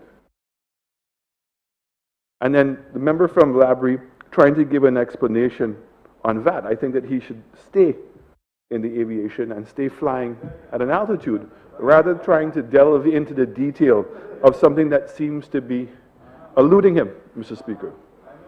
A value-added tax, Mr. Speaker, is a way to allow an item coming in unassembled, and therefore you would pay a tax at the port of entry on the value of that unassembled product, and that each time that you sell it, that the person who is adding value would pay their portion of the tax until it ultimately gets to the consumer.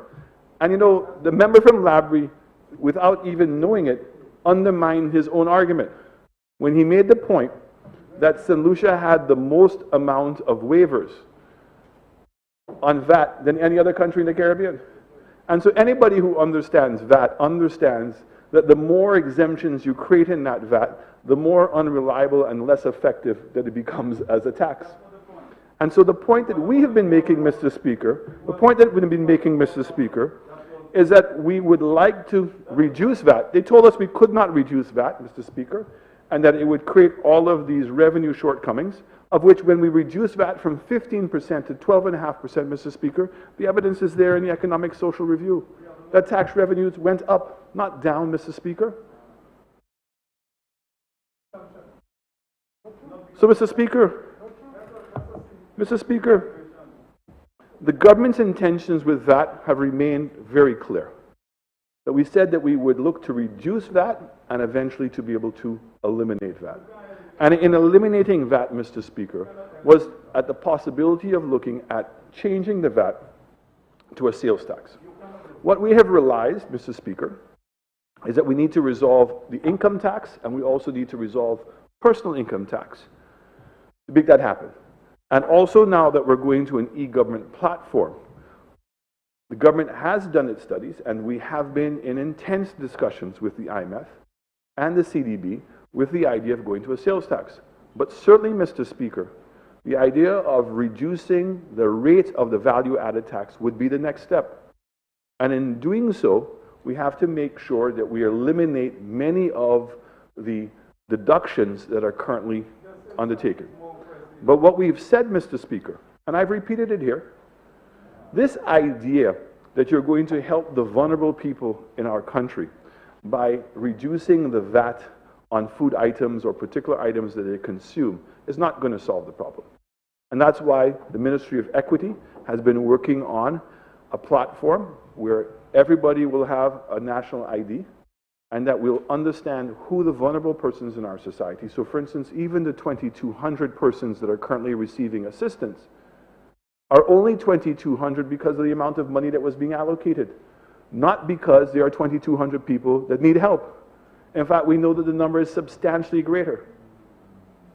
And the idea, if you have a single mother who's unemployed with children, that we target those persons and we know that we're sending them the information so that the kids can go and get their school books for free, that the kids can get the bus transportation and the school feeding program, and they should not have to ask for those things. And once we have satisfied ourselves, Mr. Speaker, and that is what we're currently working on, to make sure that we have the mechanics that we're helping all of those vulnerable people in our society. And the member from Castries Central is 100% correct.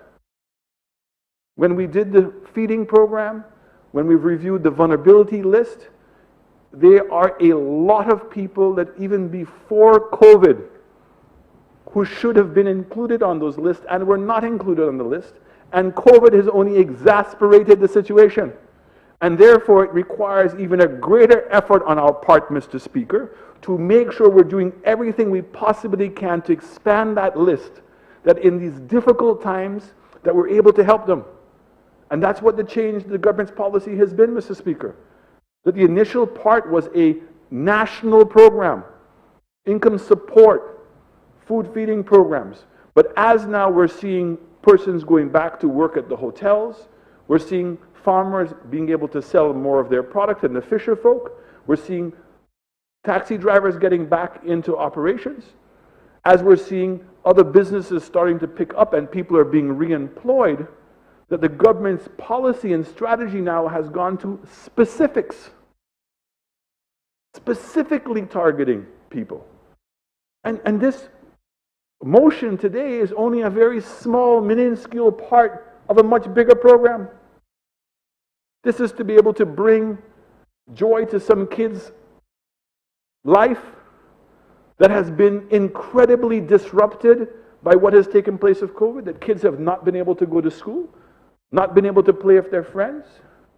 Parents have been overwhelmed with the responsibility of having their children at home as long as they've had, for as long as they've had. And I thought the members on the opposite side would have risen in joy in knowing that we were making it a bit more and easing the pain in order to be able to get contributions themselves. But you see, if your attitude, Mr. Speaker, is that government must do everything for you, and that it's not good unless government has done it, then we're in trouble. And the last part I want to leave with, Mr. Speaker, with the impression that was given by members on the opposite side, is this idea, Mr. Speaker, that the economy has not gotten better, and that we don't want to appreciate how far we've come, and that the policies of the government have not been working. The policy, the economic recovery program, which the members of the opposition were invited to be on the committee, and they chose, in their typical fashion, Mr. Speaker, to walk out. That's the behavior that we've come to expect from members on the opposite side.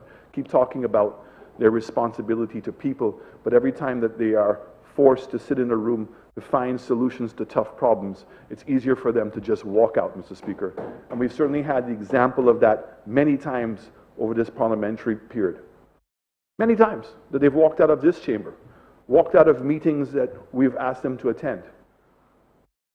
And what's the point of that, Mr. Speaker? Is that the economic recovery program has worked. And you're seeing that even the financial sector confidence is returning to St. Lucia, that the banks are reporting that persons now are coming off of the moratorium periods. We're seeing businesses pick back up. We're seeing the economy starting to recover, Mr. Speaker. And now with the advent of the vaccine, there's some reprieve. But there is a lot of collateral damage that has been created, and that we're going to have to go back both psychologically and financially, corporately, individually, and as a government, that we're going to have to focus on the years coming to recover. And Mr. Speaker, I want to say that we have come to accept that there is very little empathy in the world by institutions. Individuals, they have empathy. But those individuals, when they're part of larger institutions, don't have the capacity to cause the institution to change. And we've been reminded again by some of those IFIs that this exceptionalism that we have asked for, the exceptionalism being that because we're small island developing states and we're vulnerable, that there should be special exceptions for us, the likelihood of that happening is not very good. Because for those IFIs, it means that once they create an exemption for us, there's a fear by them that other parts of the world and other countries will apply the same justification to get an exemption for themselves. So the reality is that we're going to more than likely have to fix and solve our problems ourselves. And that's where I'm so proud of this country, Mr. Speaker. So proud of the solutions. I'm proud of the national banks we've had. I'm proud of the corporations that we have here in St. Lucia. I'm proud of the solutions themselves because we're rising to that challenge. And when we had an outbreak, Mr. Speaker, it wasn't about casting blame. It was about solving the problem and minimizing the impact of what happened to us because too many people were going to suffer. And so, Mr. Speaker, this motion is a simple way of us trying to fix a very big problem. In itself, it's not going to solve the problem. But as was indicated earlier tonight, well, it's nighttime, but today, is that even if we can bring one smile to some children this Christmas season, let's do so. Let's continue one step at a time to build back the confidence and rebuild the character of our country that was so exposed during this COVID period. So again, I hope that members on the opposite side have changed their mind, have changed heart, and are going to overwhelmingly support the passing of this motion.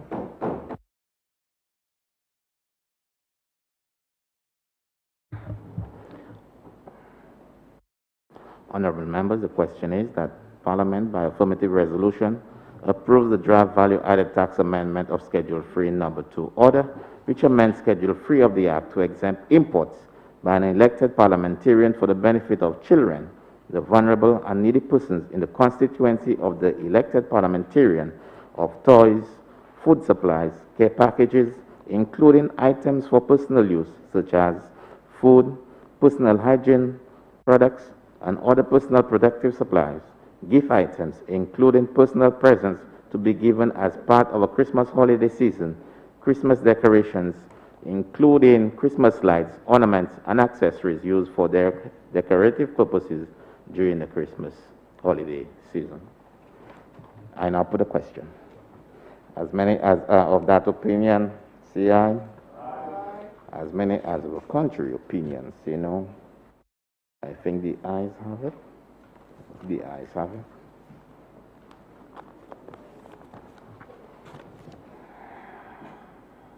Honorable Prime Minister.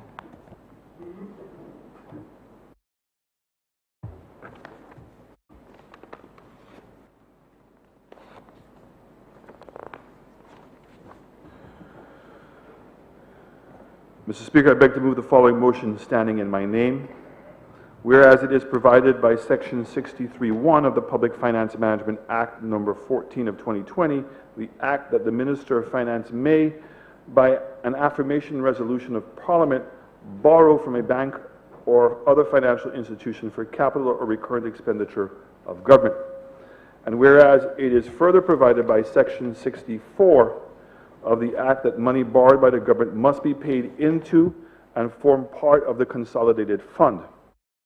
And whereas the Minister of Finance deems it necessary to borrow from commercial banks sums not exceeding $85 million, the Royal Bank of Trinidad and Tobago, $4.4 million, Royal Bank of Canada, $5.6 million, First Caribbean International Bank, $8 million, Republic Bank, $12 million, First National Bank, $5 million, and the Bank of St. Lucia, $50 million. Be it resolved that the Parliament authorizes the Minister of Finance to borrow from commercial banks sums not exceeding $85 million as follows. The Royal Bank of Trinidad and Tobago, $4.4 million, Royal Bank of Canada, $5.6 million, First Caribbean International Bank, $8 million, Republic Bank, $12 million, First National Bank Limited, $5 million, and the Bank of St. Lucia, $50 million. Mr. Speaker, this resolution seeks Parliament to seeks parliamentary approval for the Government of St. Lucia to renew the overdraft facilities at commercial banks. I repeat, to renew the overdraft facilities at the commercial banks. Section 623A1 of the Financing by Resolution of Parliament to borrow money from a bank of other financial institution for the purposes of capital recurrent expenditure.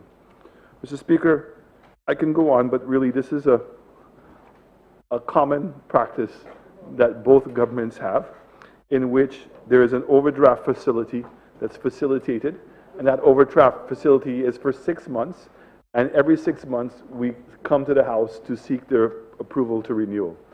And while some persons continue to attempt to include this as part of the borrowing of government, yes, it's officially borrowing, but it's not new borrowing, Mr. Speaker. And there is a practice because of running government, the fluctuation in tax revenue collections, the fluctuation in receiving monies from other IFIs and other institutions is such that the government has to have an overdraft. The normal overdraft, Mr. Speaker, was $55 million. And as you remember, Mr. Speaker, we came to this honorable House at the advent of COVID and indicated that some of the banks had agreed to increase the overdraft facility because obviously of the tightening of the liquidity of government. So again, Mr. Speaker, I'm hoping that we can get the support of all members in House to be able to get this motion approved. Honourable members, the question is that Parliament authorize the Minister of Finance to borrow from commercial banks sums not exceeding $85 million as follows. A. Royal Bank of Trinidad and Tobago, EC $4.4 million. B. Royal Bank of Canada, EC $5.6 million. C. First Caribbean International Bank, EC $8 million. D. Republic Bank, EC Limited, EC $12 million.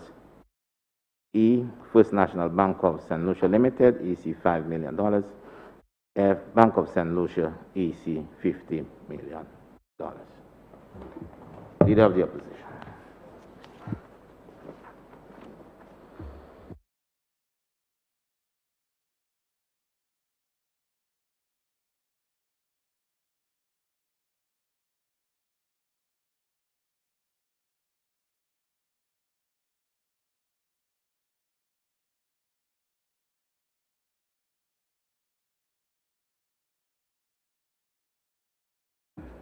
Mr. Speaker,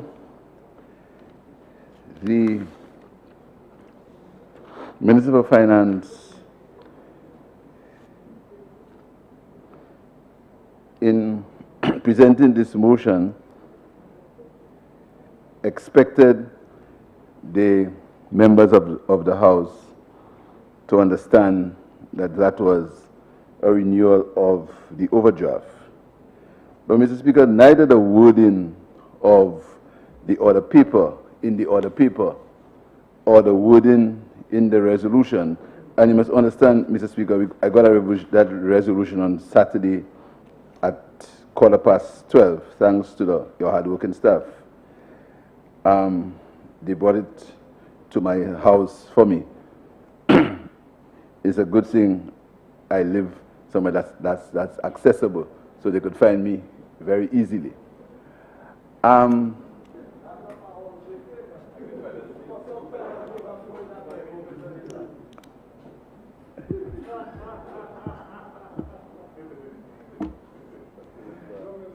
Mr. Speaker, it's the season to be jolly.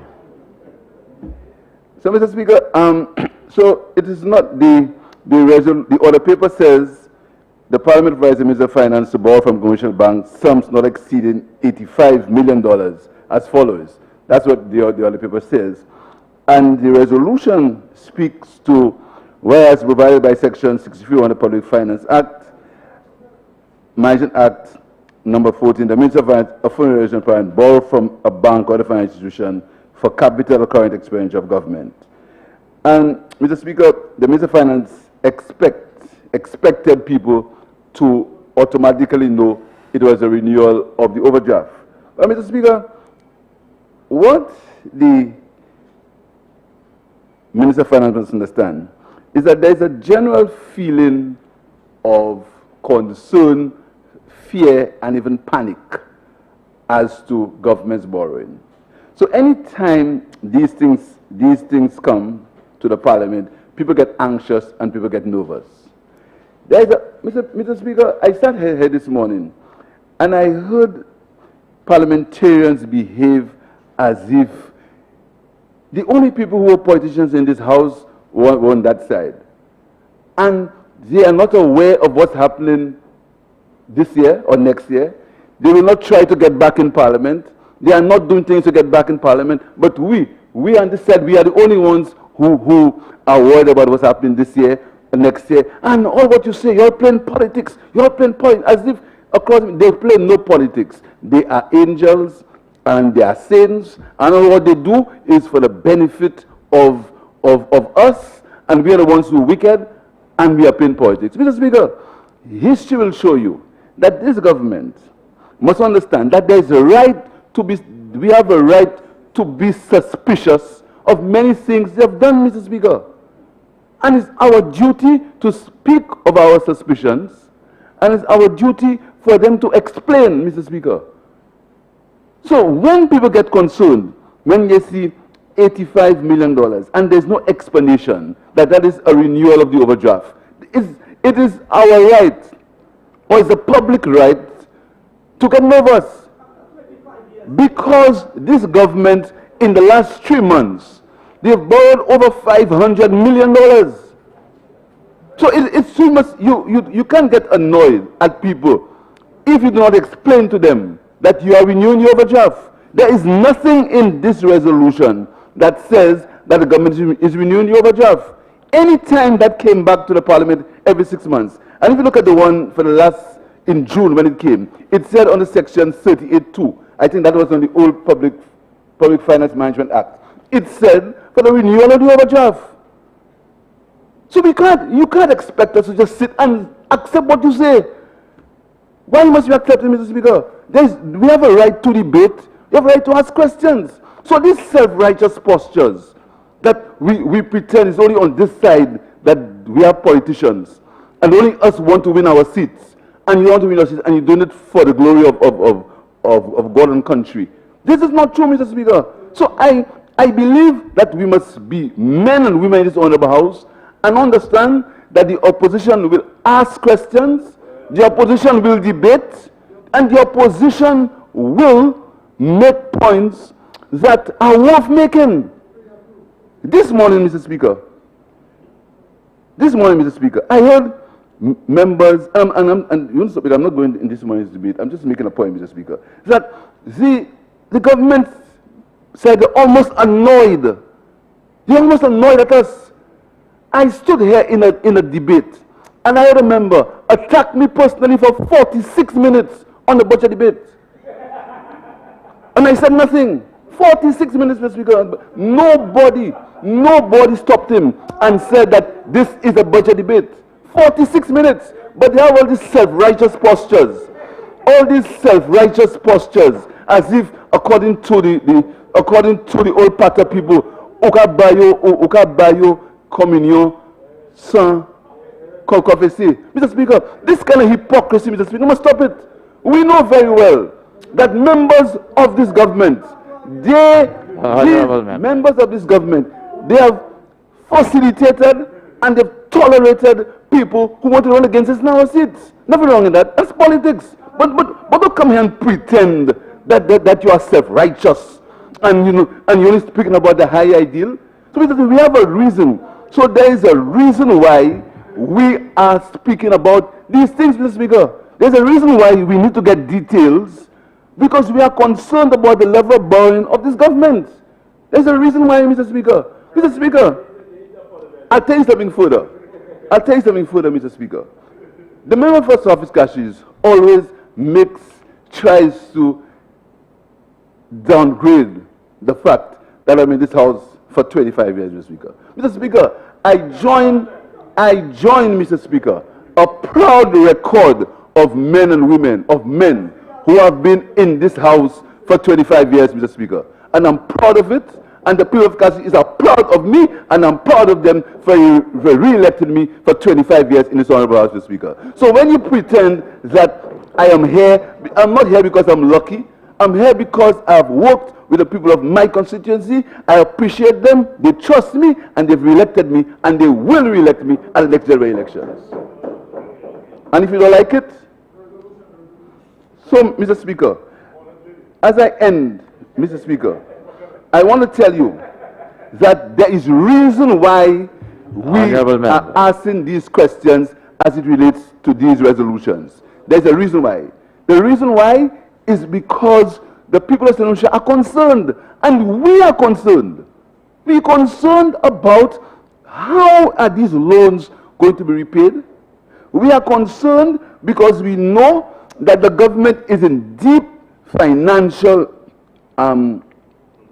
constraints. We know that their government is renting buildings that they cannot pay.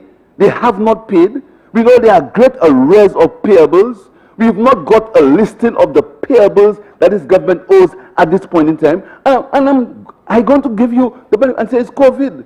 All right, say it's COVID. But the fact is, the reality is, the country is in dire financial straits. And we have to admit it. And we have to find solutions to it. And don't blame the opposition. Blame the opposition all the time, Mr. Speaker. They have government offices. The rent has been paid from since March this year. In the Treasury, Mr. Speaker, my information tells me that any bill over $5,000 must get approval. So we have a right. And what the government understands is they are not the sole custodians of St. Lucia's future. The future of St. Lucia belongs to all St. Lucians, including members of the opposition. So it's our right to ask these questions. So you don't try to get annoyed and try to insult people when we ask these questions. We have concerns just like I don't have any building. I'm sorry, I don't have any building. I can take all that. Honorable member, get back. No, but he's saying I have no building, Mr. Speaker. I have no building. I'm saying to you, Mr. Speaker, this country's finances are not what the government wants to pretend it is. It's not. We heard, Mr. Speaker, that the government is assuming that the tourism industry will rebound and they'll be able to pay all the debts from tourism. Mr. Speaker, we have to be realistic. We have to be realistic and not sit down, and sit like peacocks and pretend that everything is good. Everything is not good.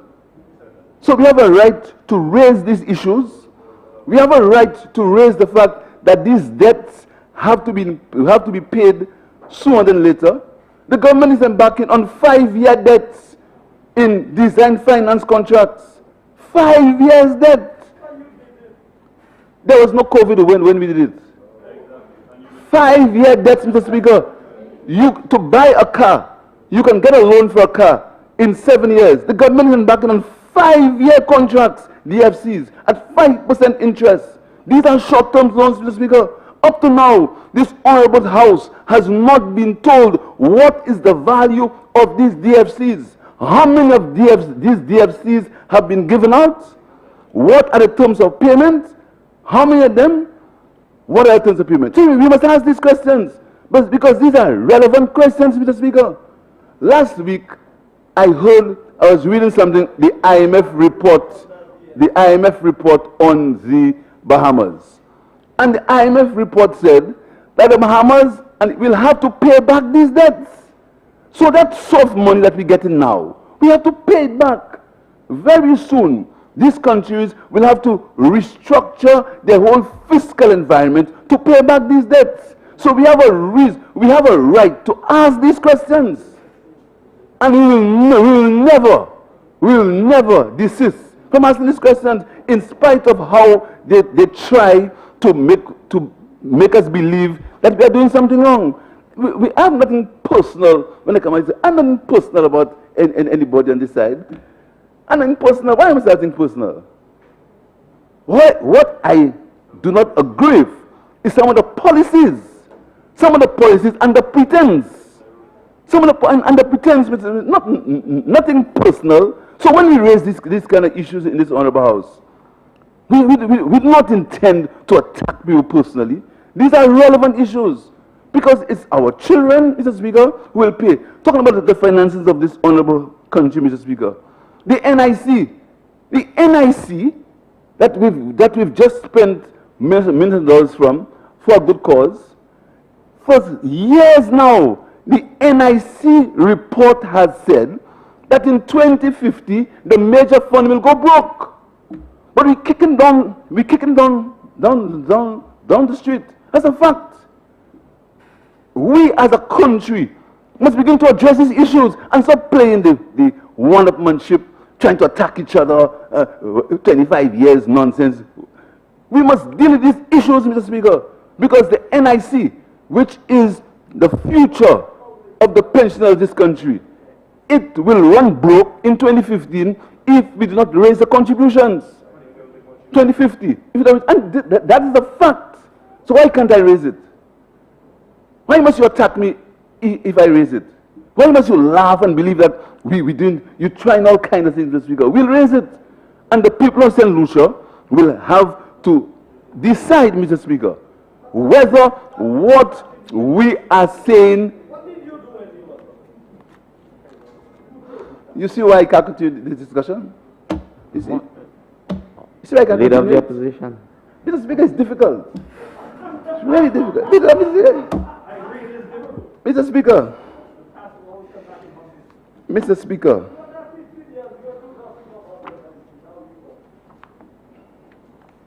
Mr. Speaker, I will end that discussion. Allow the people of St. Lucia to decide sooner than later. I will allow the people of St. Lucia to decide whether borrowing $500 million in 3 months and not speaking about how you want to pay it back will do, Mr. Speaker. And I will allow history to determine who is speaking the truth and who is not speaking the truth. Because someday, whilst we believe that we own this country and we can do and say whatever we want, it goes around and around, Mr. Speaker. And someday, the truth will come to light. Finally, I want to say that I'm concerned that the finances of this country need to be looked at. Things are not as rosy as they seem. And we need, as a country, to stop the one-upmanship, to stop the pretense that we're not politicians and we don't win elections, and we need to think seriously about the future of this country for ourselves and for our children. I thank you, Mr. Speaker.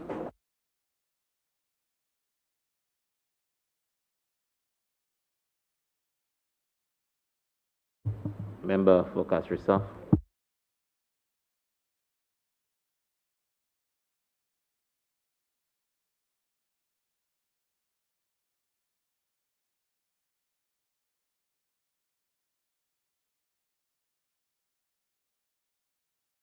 Thank you very much, Mr. Speaker.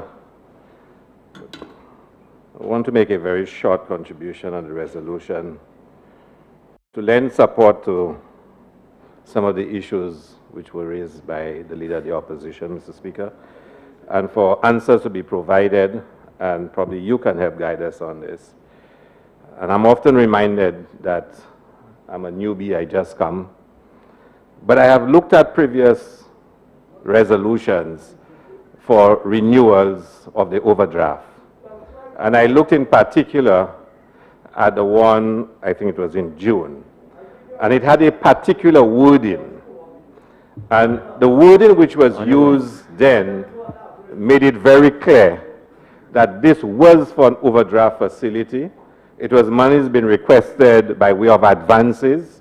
It shall not exceed the sum stated in the resolution, and that it had a shelf life of 6 months. This is how it has been drafted. It was very clear when you read it. It was a renewal of an overdraft facility. In no instance can I find historically that the overdraft facility was to be used for any other purpose than for current expenditure. This resolution before us speaks of $85 million being borrowed from banks for capital and current expenditure. And I think it is necessary that the House be informed as to why the drafting is different. And I said, if you look, Mr. Speaker, and these are documents of the House, the drafting of the resolution, which is the House giving legitimacy to the act of borrowing, was drafted in a particular way. It said what its purpose was for. It said the life of the resolution. This one does not do that. Does that mean that this has an eternal life? It does not say it's for 6 months. It does not say it's for the purposes by way of an overdraft facility. So my first question and my first request is for us to ascertain that this is in fact the correct wording of the resolution. And I said, again, compare that to previous resolutions that were very specific and was drafted in a particular way. And of course, I must ask the question. In the past, the resolutions only spoke of current expenditure. This speaks of capital expenditure and current expenditure. In other words, government is using if this is for an overdraft facility, government is using an overdraft facility to finance capital projects. Can we be told which capital projects? And under what circumstances now we are borrowing money using an overdraft to finance capital projects? Again, historically, because of cash flow, you need to ensure the machinery of government operates, so you use an overdraft to fund it. But this now speaks of capital projects.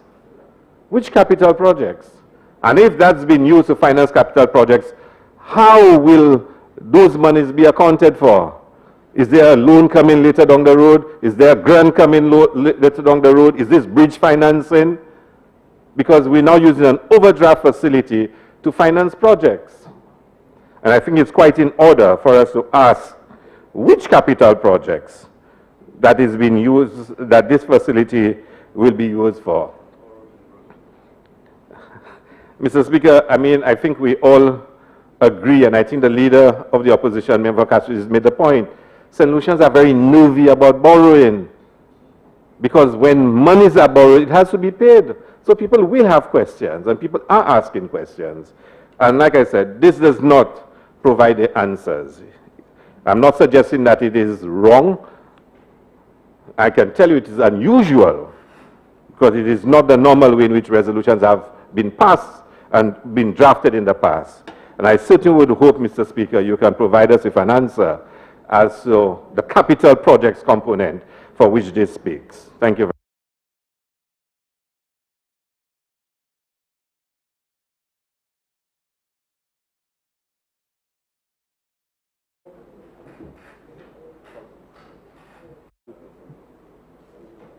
You want to speak?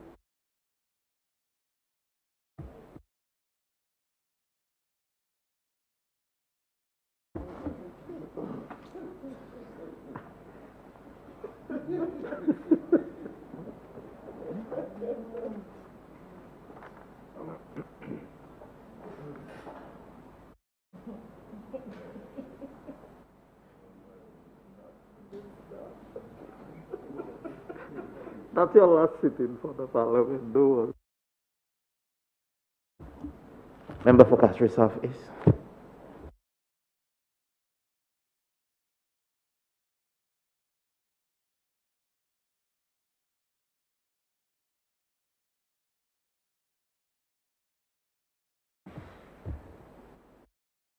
Thank you very much, Mr. Speaker. And when you sit in this honorable house, Mr. Speaker, to deal with resolutions like this, I listened again to the member for Castries South and the member for Castries East. And one member speaks about how long he's been in the house, and nothing can change the fact that he's been here for that period of time. And the member for Castries South talks about he just come also.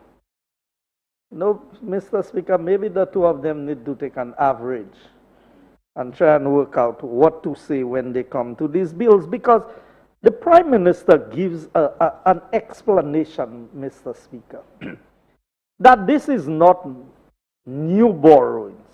That this is a resolution that have come to the Parliament. I don't want to talk about my years here because people want to compare how long they've been here. I just want to speak to the simple matter that every time, twice a year, Mr. Speaker, a resolution like this comes to the Parliament. Twice a year. You have an issue with the drafting, as we've always heard, because some people believe, Mr. Speaker, it is their authority on the English language. And I heard the debate, I heard the discussion about the interpretation of what transpired before. If you look at, to highlight a point, the previous resolution, and no matter how many times you try and explain, I don't pretend to know the legal implication of everything. But Mr. Speaker, the same people who over the years have drafted these resolutions under the Labour Party administration are the same people drafting the resolution today. So, maybe other than the AG that has changed, everything else basically remains the same. Some of the same staff from the Ministry of Finance, same staff from the AG's office. So, if the Prime Minister, and then you heard the member talk about people being sinister on this side of the government, but everything that is presented, Mr. Speaker, even though it's simple, plain English, even though you write it with the letters of the alphabet and it's as easy as ABC, the members opposite have a problem with what is presented. So, Mr. Speaker, the member for Mikud South explains what has transpired, that all we are doing is coming to renew the overdraft facility. And I heard the member for Castries South talk about the expenditures for capital projects and for this and for that. This is used primarily for government cash flow. And government cash flow is used to pay both recurrent and capital expenditure. So members opposite don't know that. Whether it is a capital project or it is a recurrent project, the money comes from the consolidated fund to pay for whatever projects that are happening. But already in the budget, Mr. Speaker, all the provisions for capital projects have already been made in the budget. And anytime there is need for new money for any project, it comes to the Parliament. If we have to raise money by bonds, if we have to guarantee a loan, if we have any of these things we have to do, Mr. Speaker, we come to the Parliament. So, we are supposed to sit on this side of the House and listen to the members opposite, and they say we always try to prevent them from speaking. They have all the time in the world to speak, Mr. Speaker. 9 out of 10 times, the 6 of them speak more than the 11 of us on this side. But you know what they complain about? Oh, you all don't want us to speak. As if we can prevent them from speaking. But Mr. Speaker, if a resolution, and I recall, that's why being here a few years has some value, Mr. Speaker. Because I have been here, and I have seen the previous government of which they were a part allowed a 6 months period to lapse and had not come to the Parliament to get the overdraft facility renewed.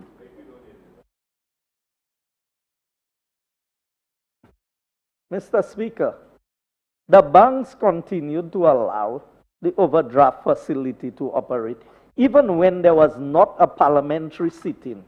You see, but the member for Castries South will continue to talk about that as if you did not need it. Because I remember one of the times when it came, Mr. Speaker, and I was sitting opposite there, I was saying, but to me it's almost a year had passed, and we have not come to the parliament to renew the overdraft facility, because it's just convention and it's just something that goes on. So to come to the parliament today, after such a big fuss was made about toys by the members opposite, and today you are doing a simple resolution which clearly outlines from each of the banks what it is. And if the members did not know, I assume, Mr. Speaker, he said he got his documents at 12:15 or thereabout. The member for Castries East indicated. I think the parliament can confirm that I got my documents somewhere about 7, 8 in the night when they got by me. Huh?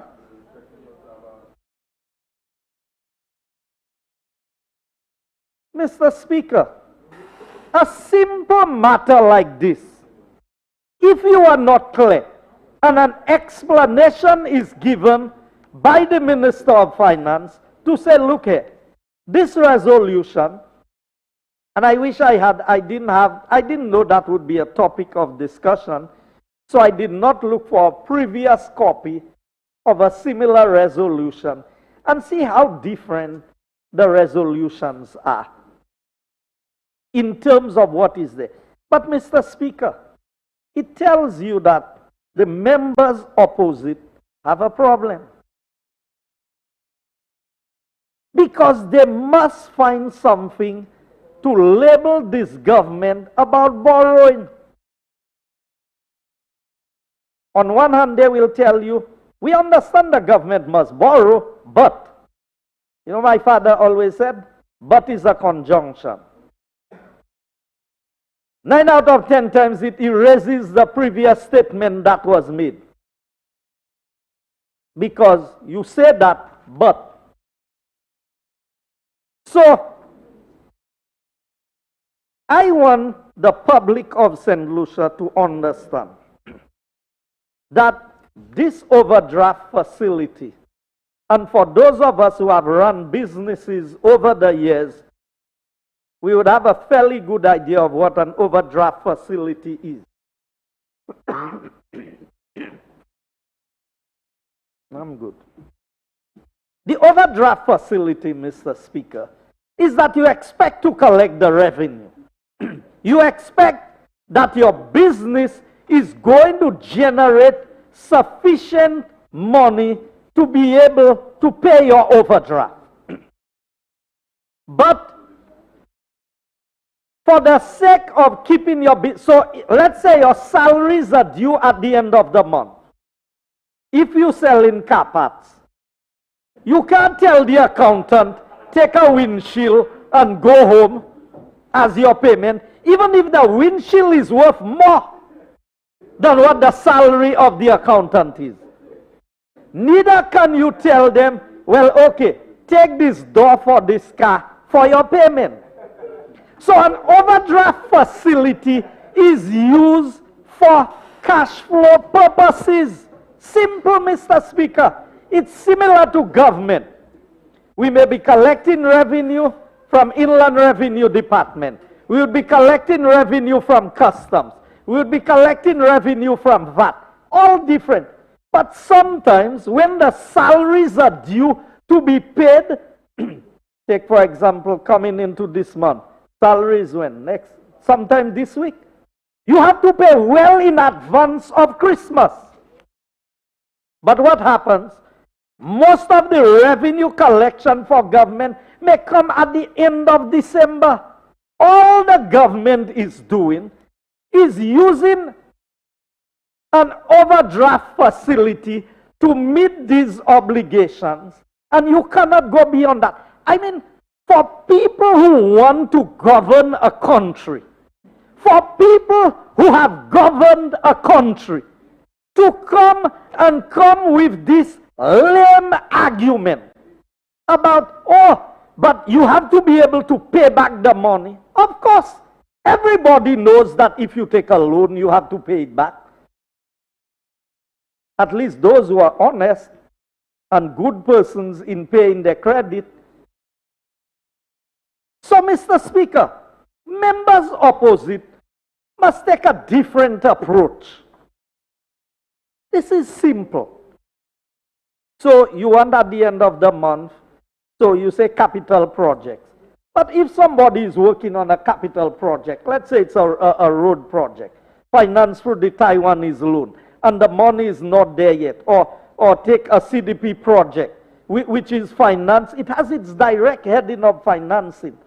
But government cash flow is used to pay government bills. And that is simply what an overdraft facility is used for. The business people use it so they might not sell a car at the beginning of the month. So they use an overdraft facility. But sometimes after they've paid salaries, they sell 2 cars and the money goes into account and it offsets the overdraft. Something as simple as that. The members opposite want to come in this house and make it look like this government is doing something egregious. Something, oh, look here, they're going and borrow another $85 million. Mr. Speaker, an overdraft is only used or comes into effect when you have used what your own deposits are on the account. So if, for example, Mr. Speaker, if salaries for this month is $43 million, if the government has $35 million in the account, even if we approve the $80 million overdraft that we are talking about, the only amount that would be used is the $8 million to make up the 43 until other bills come up, and if you have not replenished the account. Do I have to explain that to members opposite, Mr. Speaker? Do I have to explain that to the member for Castries South and the member for Castries East, who talks about how many years he's been here? And a simple matter, that overdrafts are not, it's not money that the government is going to just go and cash on it, or just go and withdraw it. Mr. Speaker, none of the MPs here, not the Minister of Finance, he can't sign a check for anybody. The payments are made through the Accountant General at the Treasury. They are the ones who manage the finances in terms of the disbursements. I heard the member talk about these days, we hear once payment is more than a certain amount. Mr. Speaker, that's not new. But you see, conveniently, they will make it look like there was a time under their watch when they were to have meetings to decide which bills are getting paid today and which bills are not getting paid. And there was no COVID at the time. It was the bad management of the economy that caused that. It was the time when they went to the bank, when they went on the market to raise money. And the member for Beaufort South said, something happened that never happened before. We went to the market and we could not raise money because they told us to go and put our financial house in order. Well, the financial house of this government is in order. That is why we are able to borrow, Mr. Speaker. That is why we are able to borrow. And I'm saying, COVID is a difficult time. If there's a time we needed an overdraft facility more, it's now. And all of us parliamentarians have made a sacrifice. You think I wanted my payment in bonds? Didn't want it in bonds. I don't think members opposite wanted it in bonds either. But everybody agreed, in light of the cash flow situation that existed, we would take it that way. So it's not the members on the government side alone that made the sacrifice, everybody. So, Mr. Speaker, I am appealing to members, let's be genuine in our debate. Let's be honest. This is an overdraft facility. It's a norm. It is something that has happened with every government for as long as I can remember that we have that overdraft facility. For the years I've been in this parliament, every 6 months it happens. You would think that members opposite would say, okay, that's the norm, we'll debate something else that's of substance. But no, they want to find a problem with this. But you know, if when payday comes, public servants don't get their salaries, you know what they're going to do? Go and match with them and say, oh, shut down the country. The government don't have money to pay. But they will not support a basic overdraft facility to allow the business of the country to move forward. That's how they put the people of St. Lucia first, Mr. Speaker. That is the idea of putting the people first. But, Mr. Speaker, the real people who put the people first are the people on this side working in the interest and well-being of all St. Lucians. I thank you.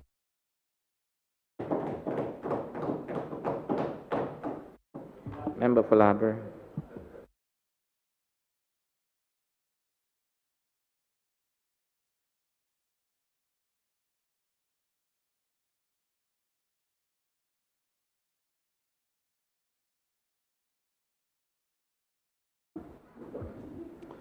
Thank you, Mr. Speaker.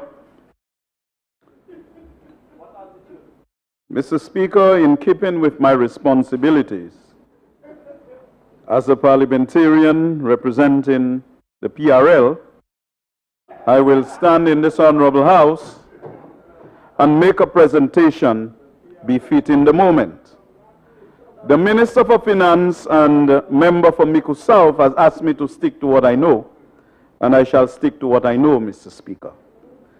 Mr. Speaker, the resolution that the Minister for Finance has placed before this House reads as follows. Whereas it is provided by Section 63(1) of the Public Finance Management Act number 14 of 2020, the Act that the Minister of Finance may, by an affirmative resolution of Parliament, borrow from a bank or other financial institution for capital or current expenditure of government. Be it resolved that Parliament authorizes the Minister of Finance to borrow from commercial banks sums not exceeding $85 million as follows. And it listed the banks with the respective amounts. Mr. Speaker, I believe that this may be the first loan resolution that the Minister for Finance is requesting to be approved under the Public Finance Management Act number 14 of 2020. The act which was approved by Parliament at its last sitting. Mr. Speaker, I believe that this loan resolution would have been approved under Section 38 of the Repeal Finance Administration Act, Cap 1501, which states, 38(1). The Minister may, by resolution of Parliament, borrow money from a bank or other financial institution by means of advances to an amount not exceeding in the aggregate the sum specified for that purpose in the resolution to meet current requirements, and such resolution shall not have effect for any period exceeding 6 months. And 2, whereby resolution in accordance with this section or under any enactment, power to borrow money by means of advances from a bank is conferred on the minister. That power may be exercised by means of a fluctuating overdraft. I do not know, Mr. Speaker, if probably I do not have my glasses and probably don't come across it, but I rather suspect that the new act has not made any provisions for overdraft. As I navigated the various pages, Mr. Speaker, I don't know if that was an oversight or maybe I have not seen it. Mr. Speaker, we are now operating under a new Public Finance Management Act, and we need to examine this resolution within the context of this new act. The new act, Mr. Speaker, places greater responsibilities on the Minister for Finance for reporting on the execution of the budget and the fiscal policy of the government. Mr. Speaker, the resolution refers to Section 63(1) of the Public Finance Management Act, which states that the minister may, by affirmative resolution of Parliament, borrow from a bank or other financial institution for any of the following purposes. A, the capital or current expenditure of government. B, the purchase of securities issued by a government or government agency. And C, on lending to a statutory body or public corporation. Mr. Speaker, the resolution states that the borrowing is for capital or current expenditure of government. In the now repealed Finance Administration Act, Cap 1501 of the revised laws of St. Lucia, the borrowing of funds from the commercial banks was restricted to current requirements and was given a fixed time period of 6 months. The new act allows the borrowing to be used for both capital and current expenditure, thus giving the Minister for Finance added flexibility in how he chooses to use the funds. In the absence of full transparency and reporting to this Honorable House, we will not know how the Minister of Finance will use this money. But I am encouraged that this new act requires the Minister of Finance to make fiscal statements to the House, a matter which I will address later in my presentation. I now wish to turn my attention to the newly minted Public Finance Management Act. Now, Mr. Speaker, I wish to point out that the Public Finance Management Act number 14 of 2020 has set out new parameters for borrowing by the government. In fact, Mr. Speaker, Section 62 of the Act states as follows. 62(1), subject to this Act, and in accordance with any other enactment, the Minister may, within the annual limit approved by Parliament, borrow money on behalf of the government and in a form and from a domestic or external source and for fiscal purpose on terms and conditions to be agreed with a creditor. And 2, the Minister shall, and I want to emphasize the word shall, by an affirmative resolution of Parliament, establish a ceiling on the aggregate amount of annual borrowings and stock of debt in the public sector. Mr. Speaker, according to Section 3 of the Act, this Act binds the Crown, and therefore the government functionaries must comply with the provisions of this Act. It is clear, Section 62. I must quote from the Act, and I must read it, I would not memorize the Act. It is clear from Section 62(2) that there must be a ceiling on the aggregate amount of annual borrowings and stock of debt in the public sector, which shall be by an affirmative resolution of Parliament. It is also abundantly clear, Mr. Speaker, that all borrowings to be undertaken by the Minister of Finance must be within the context of the ceiling established by Parliament on the aggregate amount of annual borrowings and stock of debt in the public sector. Mr. Speaker, now that this Act is in force, the Minister of Finance must ensure he complies with all the provisions of the Act. I believe, Mr. Speaker, that the Minister of Finance has put the cart before the horse. It is my view that the first order of business for the Minister of Finance was to establish the aggregate ceiling for borrowing by way of an affirmative resolution of Parliament. Mr. Speaker, this has not been done, and therefore, in what context is Parliament being asked to approve this resolution?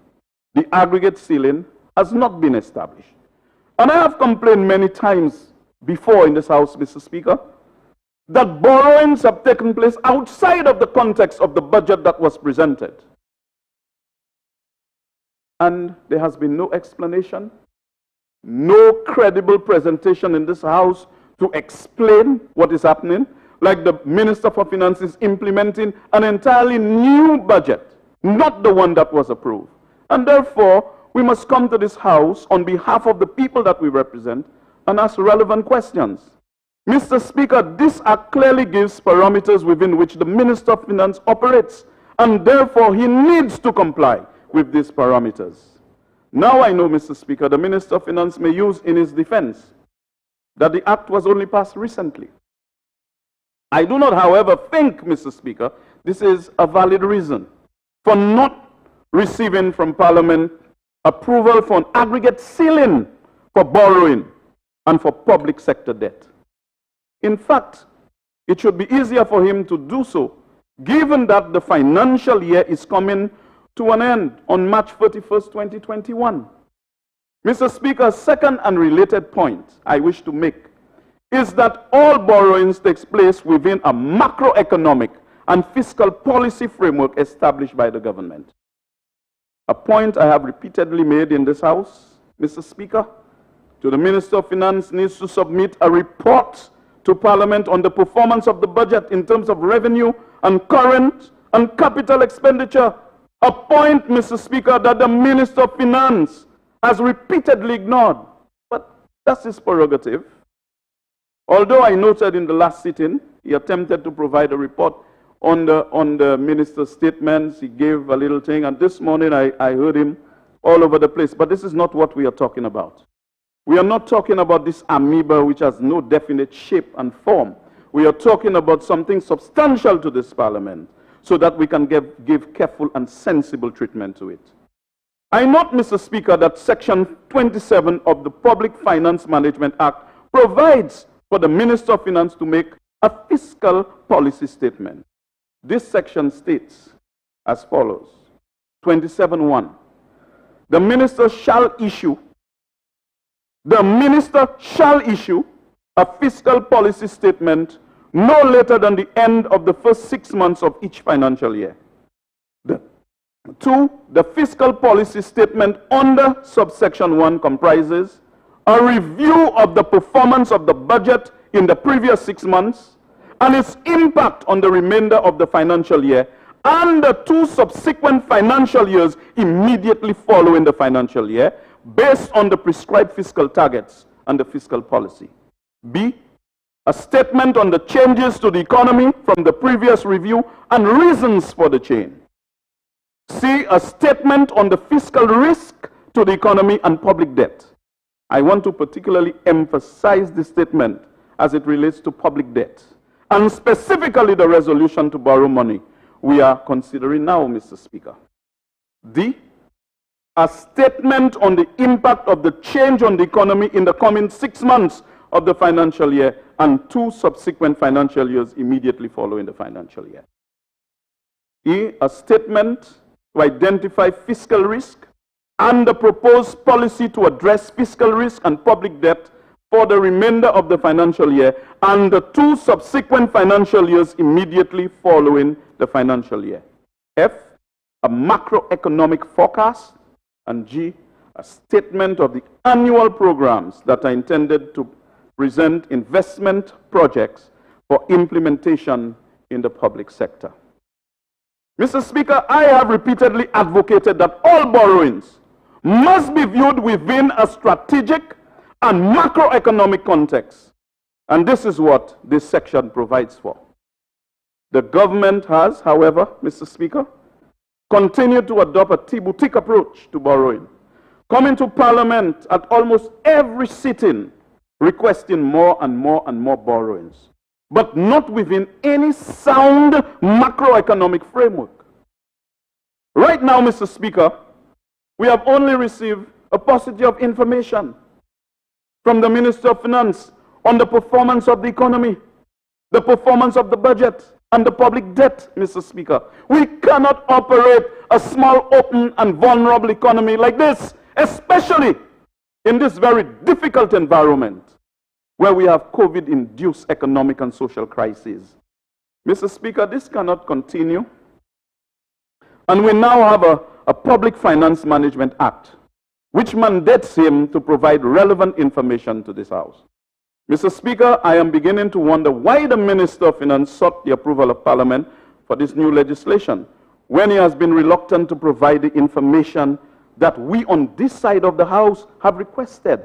I wonder, Mr. Speaker, is it because the Minister of Finance's back is against the wall? It appears the country is broke, Mr. Speaker, and the Minister of Finance has absolutely no choice but to accept the conditionalities that come with the new loans that are available. Undoubtedly, I understand that the government has applied for another loan of US $30 million from the World Bank. And the Minister for Finance is free to stop me, for which the same or similar conditionalities were demanded by the bank. If that's PBL, the Prime Minister can so indicate. And is it also true that the Minister of Finance has applied for a loan of US $20 million from the Exim-Import Bank of Republic of China, Taiwan, with a debt to GDP ratio of over 90%, Mr. Speaker? It is more than likely that our credit rating, which the Minister of Finance calls our patrimony, will be downgraded at the next review of CARICRIS. Patrimony, as properly defined in the English language, is the property inherited from one's father or male ancestor. Well, Mr. Speaker, I now understand why the Minister of Finance said his government is counterintuitive, because the patrimony, as defined by the minister, is one of a death noose around the necks of our children and generations to come. Mr. Speaker, I conclude by expressing concern that the Minister of Finance has not complied fully with the provisions of the Public Finance Management Act. There is a need for the Minister to submit a resolution by positive affirmation to Parliament for establishing the aggregate ceiling of borrowing and public debt.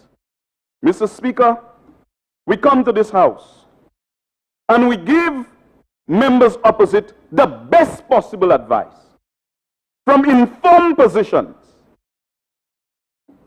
and we are greeted with insults, unnecessary attacks. They misrepresent what we say. But, Mr. Speaker, we have a responsibility to debate the course of this government, to debate its taxation policies, its macroeconomic policies, and we are going to do that with absolute sincerity. When I speak in this honorable House, I don't try to demonize members opposite. I give careful and sensible treatment to the issues before us. And so, Mr. Speaker, all I would want from the Minister for Finance is to give us a comprehensive review of where we are going, the alternative routes that we must take.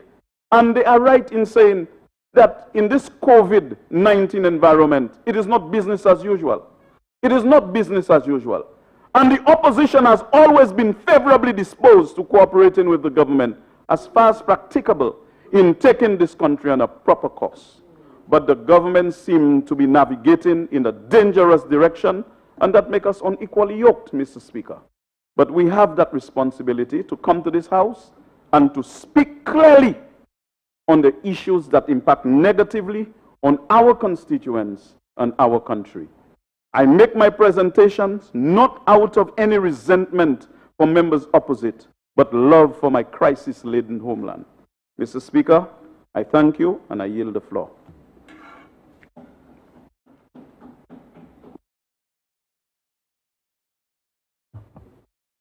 Prime Minister.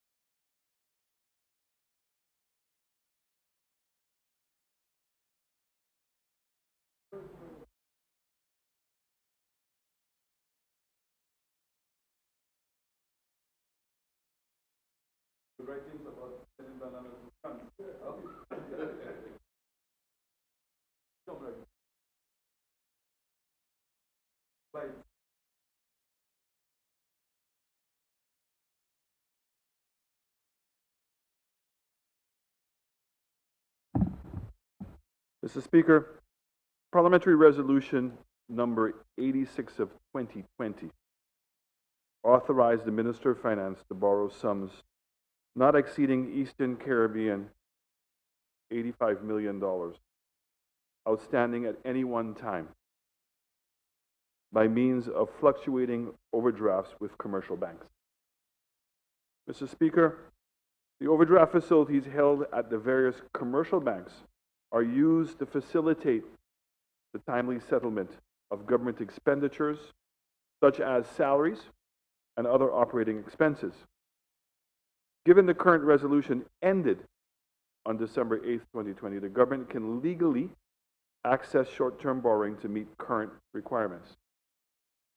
It has become necessary to obtain a new parliamentary approval through a new resolution. Mr. Speaker, this resolution is being presented under the newly enacted Public Finance Management Act. So it means that the previous resolution came under the old act. And because it was for a 6-month term, the new resolution would come under the new act. Mr. Speaker, the new Public Finance Management Act does not include any provisions to limit the overdraft facility to a period not exceeding 6 months, like the Finance Administration Act did.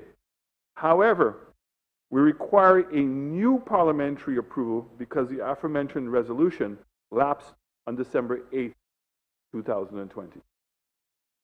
Given the current requirements and the short-term forecast of government's operating expenditure, including monthly salaries, and the anticipated usage of the overdraft facility, the Department of Finance is of the view that 85 million limit is adequate. Accordingly, the department proposes the following overdraft limits.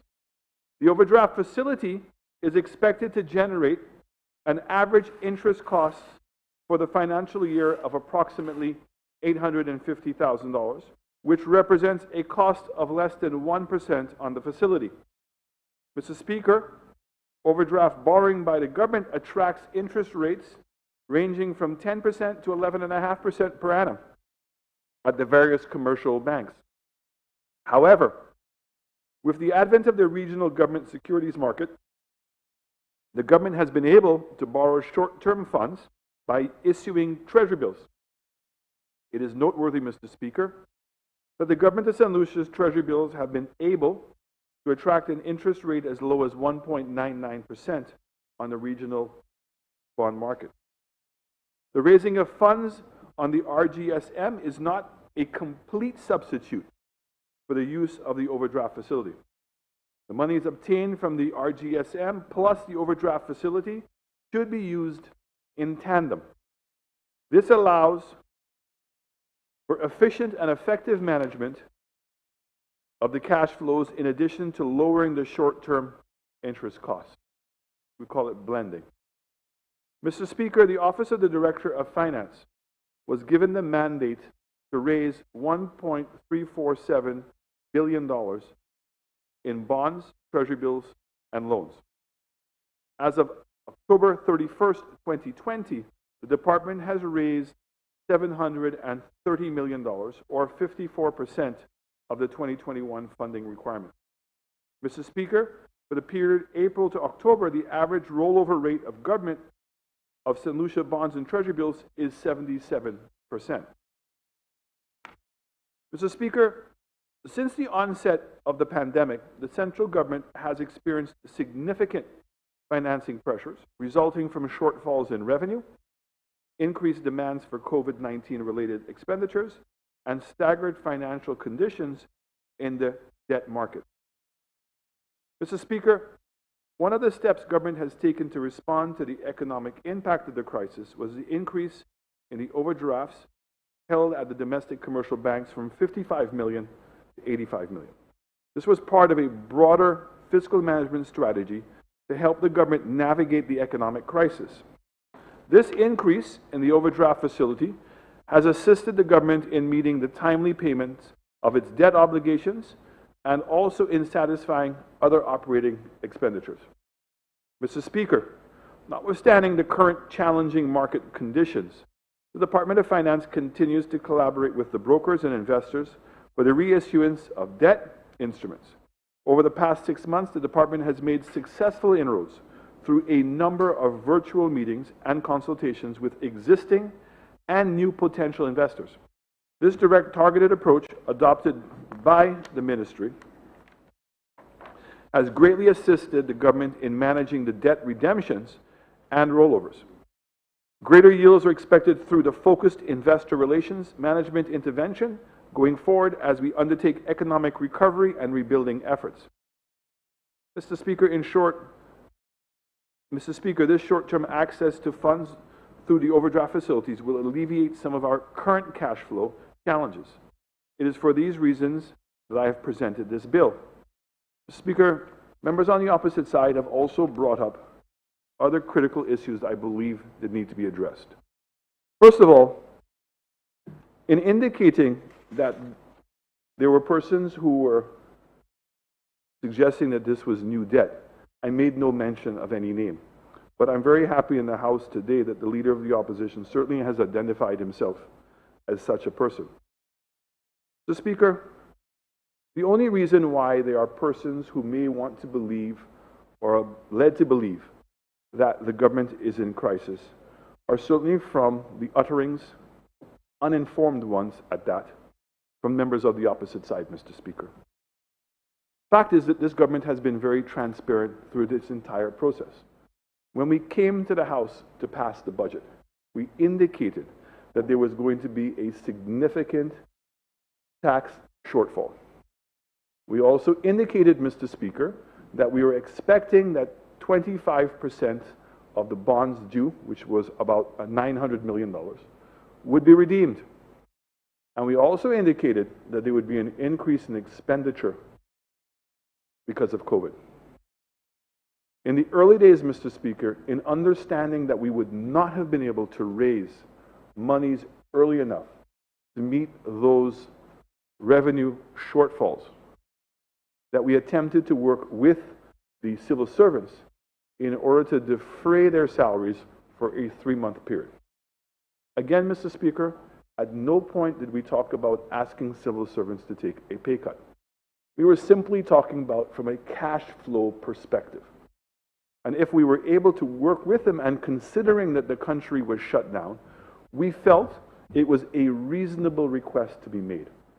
But as I've indicated previously, Mr. Speaker, there is a maturing of the relationship between government and the civil associations that represent the workers of government, and that we seem not to be able to take ourselves out of negotiations and to look at a bigger picture holistically as to where the country was going. Notwithstanding that, Mr. Speaker, my government has been very transparent again, and indicating that when we were not able to get the agreement with the workers, that the monies to have continued government came in the way of payables. And I've repeated it in this House. No hidden secret that payables normally would average about $30 million. And at last count, I think we were at $90 million. And we've said that we're not comfortable with that situation, Mr. Speaker. Because this is money, $70 million or $60 million, that ought to be circulation in the economy. So it's a double effect. Monies that are not in circulation, and many small providers are being hurt. Persons who were expecting to get their tax refunds are being hurt. But that is the reality of the situation, Mr. Speaker. And since then, we have seen a better than expected increase in tax revenues. Not to say that we've returned to last year's levels, Mr. Speaker, but that we're doing a bit better than we were expecting. Recently, the rollovers of our bonds are doing better as well. As we said, we've averaged 77%, whereas we estimated it was going to be 75%. So, Mr. Speaker, this government has been transparent at all times about what the current financial situation is. Mr. Speaker, member talked about the payment of rental. We have about $66 million in rents. And like all of the other persons who are renting, we negotiated with our landlords in order to get a moratorium. All above board. So it wasn't to say, Mr. Speaker, that government has defaulted on any of its rentals. We met with the landlords. The landlords agreed on a deferment, each one differently, depending on their ability to work with government. And so it was done in a managed managed way and one that was mutually agreeable to both parties. And I know that many of those moratoriums, if I'm not mistaken, have come to an end and government is paying the full amount of its rentals. Mr. Speaker, members on the opposite side continue to try to portray this government as an excessive borrower. And what they do, Mr. Speaker, is they believe that they're fooling people. But I assure you they're fooling no one. The reason why they lost the last election, Mr. Speaker, is because people could see through their bluff. And I am very confident, given the performance of this government, that the people of St. Lucia will continue to have their confidence in this government. There's no doubt about it, Mr. Speaker. And some of the vexations that you see on the other side is only frustrations of that reality, Mr. Speaker. Because the facts speak for themselves, Mr. Speaker. Up until last year, Mr. Speaker, our government borrowed approximately or added to debt, $346 million. That is in comparison to the former government that were in office, that for the 5 years, they added $713 million in debt, Mr. Speaker. And then we now talk about this current year, Mr. Speaker, of probably one of the worst crises that we've seen in our lifetime. That the government, to date, is adding approximately $360 million in additional debt. Where does that money come from? We have about $430 million that the government has borrowed thus far, up until November. And if you take over the fact that $70 million of our bonds have been redeemed, as I said, there's a good side and a bad side. The bad side is that it has a significant impact on our cash flow, Mr. Speaker. But the good side is it means that we've paid down on our debt. So the net increase in debt for this year so far is $360 million, not $500 million. And in terms of how we've funded that $360 million, Mr. Speaker, again, we have spoken ad nausea. And in fact, we have come to this House for borrowing. The member from Castries East is correct. But the bulk of the borrowing, Mr. Speaker, has been on very concessionary terms. The rapid response facility from the IMF,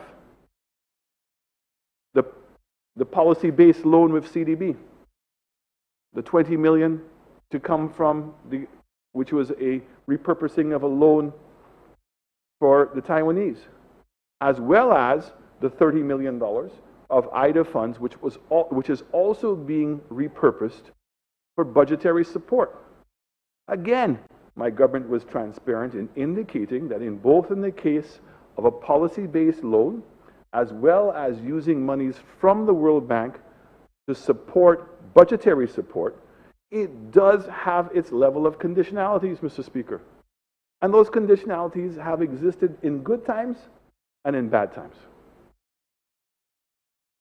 And the entity that controls those conditions is the IMF, Mr. Speaker. So even in the rapid response facility, it is not intended to be a loan of any form of conditions, meaning that it's not a structural adjustment loan. But the fact is that we were able to draw down on 100% of our allocation when normally you would only be able to draw down on 50% of your allocation. And we've said that repeatedly. There's nothing to hide, not embarrassed. In fact, we're proud about the fact, Mr. Speaker, that the IFIs have had the level of confidence in St. Lucia to provide these loans. And what's the difference, Mr. Speaker? We're talking about loans that are anywhere between 20 years to 40 years, that have moratoriums anywhere between 5 years and 10 years, with an interest rates ranging from 0.5% to 1.5% plus LIBOR, capped at 4%. So the fact is that $360 million that we've borrowed, Mr. Speaker, has been borrowed in ability for us over the next 5 years to 10 years to see the recovery, the full recovery of our economy, for us to be in a position to pay back the principal. And that is why, Mr. Speaker, that I along with other leaders in this region, have been talking about catastrophic debt.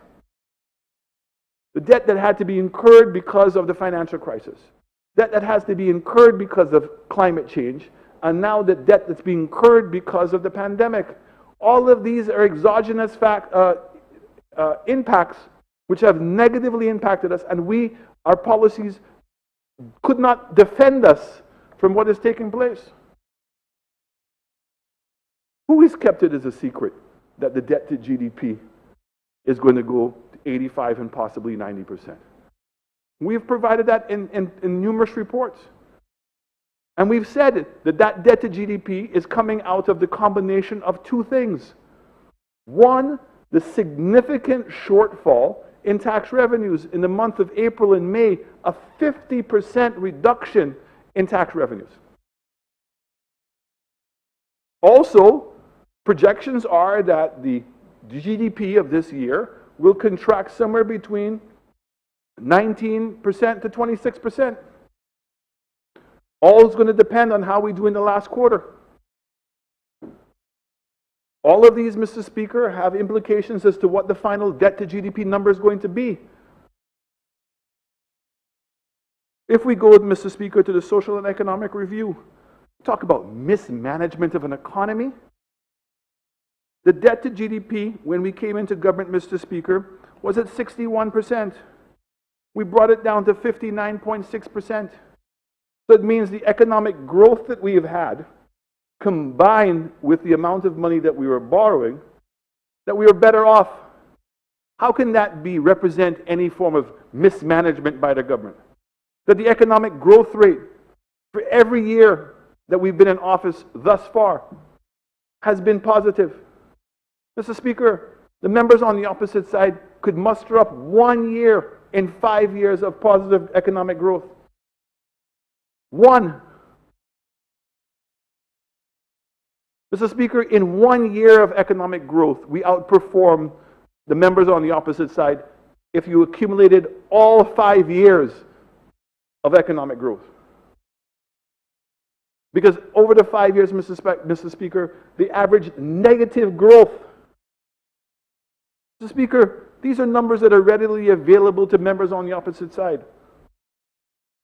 So when, Mr. Speaker, they come to this House or even in the public domain and continue to try to malign the policies of this government, despite all the evidence to the contrary, one has to question, Mr. Speaker.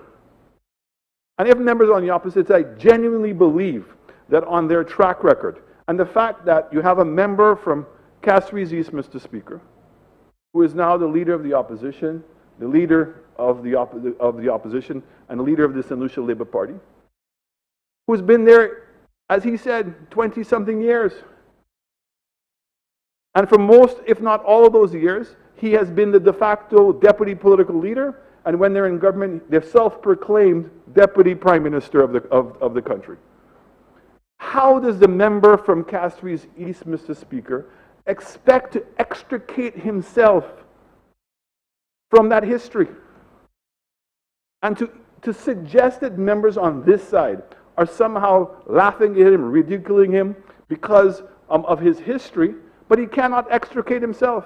And at no point, Mr. Speaker, has he been able to provide any evidence to anyone as to how he was going to run the country. So let's take it, Mr. Speaker. If the members on the opposite side were in government during COVID, and there was going to be a significant shortfall in tax revenue to the tune of about $350 million. Given the fact that you have $310 million in financing cost. So if you were not to pay that, Mr. Speaker, it would be called a default. If you were to sit down with any of those persons that you owe money to and renegotiate it, it would be called a technical default. You have $540 million in pension funds and salaries. You have $400 million in operating cost. So what, Mr. Speaker, if they were not going to borrow the monies that were being provided by the IMF, by the World Bank, by CDB, and by our friends in Taiwan to meet that revenue gap, where then would they have gotten the money, Mr. Speaker? This is not a complicated question. So instead of offering answers to those very clear problems, Mr. Speaker, they just throw dust up in the air and continue to try to say, oh, the government is borrowing money. Despite the fact that they see it for themselves. They know what the numbers are. We've said that the fundamental difference between the members on this side and the leadership on this side has been that we created our own fiscal space, Mr. Speaker. We realized very early that we cannot depend on having to borrow money on the regional bond market. We also learned that we cannot depend on the IFIs to lend us money in a timely basis and an effective way for us to execute a proper capital program. Mr. Speaker, look how long it's taken. A gift from the British government of £35 million is over 7 years to try to get that money spent. We spent almost 3 decades, Mr. Speaker, working with the EU to build OK EU. The list goes on and on of any types of development funds that we have to get as to how difficult it is to get those monies. And that's why this government came in and created the gas tax, the $1.50. The $1.50, Mr. Speaker, is generating approximately $30 million a year in revenue. And it is that money in which we are borrowing against, so that there would be no strain on our recurrent balances. Set aside. And it is on the promise of that tax that both banks as well as construction companies have been willing to do direct finance awards with us. The borrowings came with the way of the Taiwanese who lent us $50 million US. And we've said almost $200 million in direct finance awards in order to be able to construct. And guess what, Mr. Speaker? With the 5-year moratorium. Why? Because the Taiwanese gave us a 5-year moratorium.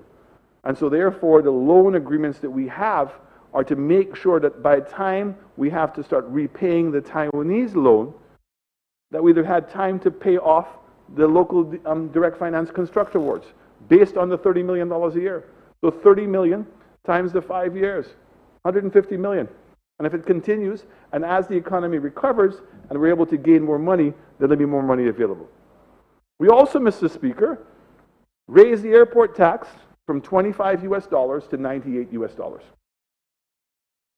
And unlike what the former government was going to do, we allowed SLASPA to keep the $25 because that represents almost 70% of SLASPA's revenue. $35 then was assigned to the airport. And we believe that we can repay that loan within 15 years. The remaining amount of money has been coming in initially to provide resources into the SINK fund, and we had made it up, I think, as high as $30-something million. I think we have about $22 million remaining in the sinking fund as I speak. And the intention is to use that money to help us to build the North-South Highway as a steady revenue stream. So you see, Mr. Speaker, in what we have done by creating our own dedicated revenue streams, it has allowed us to be in the driver's seat as it pertains to the development of this country. And what we also learned, Mr. Speaker, is that when we put the financing together for the Hunor International Airport, the $100 million US from the Taiwanese, and then I think it was $175 million from the consolidated, from the, how much was it? Sorry? $75 million. That was from the syndicate of local banks. The World Bank then came in afterwards and provided a very concessionary loan of $50 million or $45 million to pay for the resurfacing of the runway and for all of the navigational equipment and also to deal with the flood mitigation problem at HIA. And that's at 40-year money, 10-year moratorium. So, Mr. Speaker, I can see how the members on the opposite side are kerfuffled, confused, and concerned. Because of the success that this government is having. The success not only pre-COVID, and the numbers are there for everyone to see, the lowering of the unemployment rate, which was at 25% when we came into government, to 15%. Youth unemployment that went from 44 to 31%. Debt to GDP that had declined by over 1.5%. Relief to the public, the VAT rate was reduced. Increase in allocations. Increase in expenditure in improving the schools. We've spent over $45 million in infrastructure in the schools. New sporting facilities that are being put around the country. The investment in village tourism, what's taking place in Soufrière, what's taking place now in Ansery, Canneries, and in Gros-Islet, and what will soon happen in every single village in this country. So, Mr. Speaker, this government has managed the affairs of this country extremely well. And we guard the patrimony of the people of this country by protecting their fiscal wealth. In terms of Carrie Chris, Mr. Speaker, we came to the House, the budget period. Carrie Chris did downgrade St. Lucia, as it did many other countries in the region, and as many other countries in the world who have been downgraded, Mr. Speaker, because of COVID. But I made the point in this House to say that Carrie Chris' report clearly states that they had not downgraded us because of the increase in the amount of borrowings, because they were very satisfied that the borrowings that we were making were very concessional. But they downgraded us because of the time they expected it would take to recover tourism. So it wasn't so much what was going to take place this year, but it was what the future had to hold for us. And Mr. Speaker, if St. Lucia and St. Lucians in particular could have had the discipline to manage themselves through this period, in which St. Lucia has recovered faster than any other country in the Southern Caribbean. Any. And that the percentage of persons retraveling back to St. Lucia this month will probably be in the tune of 40%. Meaning if you compare December of 2019 to December of 2020, we're probably going to be back to that 40% number. Whereas many countries in the region cannot even break 10%. We've seen tax revenues returning. We're seeing people going back to work. And what is encouraging, Mr. Speaker, is now that we have a vaccine. And we generally believe that by the summertime, that hopefully we will have seen the back of COVID. But what we've done, Mr. Speaker, is taken advantage of a crisis and seen where there were opportunities to take, and we've been able to do so, but we've done so because of the support of the people of St. Lucia. If we did not have their support, if we did not have their confidence, we would not be able to have achieved what we have. But Mr. Speaker, I am totally satisfied that the financial institutions in the region and domestically, the financial institutions internationally, and persons who are investing in this country have the confidence in this government. Who has seen new projects start in the middle of COVID? I want to congratulate Minister Felix for an amazing project that was being done by private initiative of building a strip mall in Choiseul. That the persons in Choiseul now have a Massey store. They also have an ATM machine. And I understand that several fast food outlets are also going to be opening facilities there. This is what we want to see. We want to see the return of economic respectability to our villages. And it's our intention and hope that every single village in this country will have ATM machines, will have world-class retail facilities available to them. So, Mr. Speaker, I end on that note, and I certainly hope now that the members on the opposite side have gotten the clarification that they will support this bill and understand that this is not adding any new additional debt.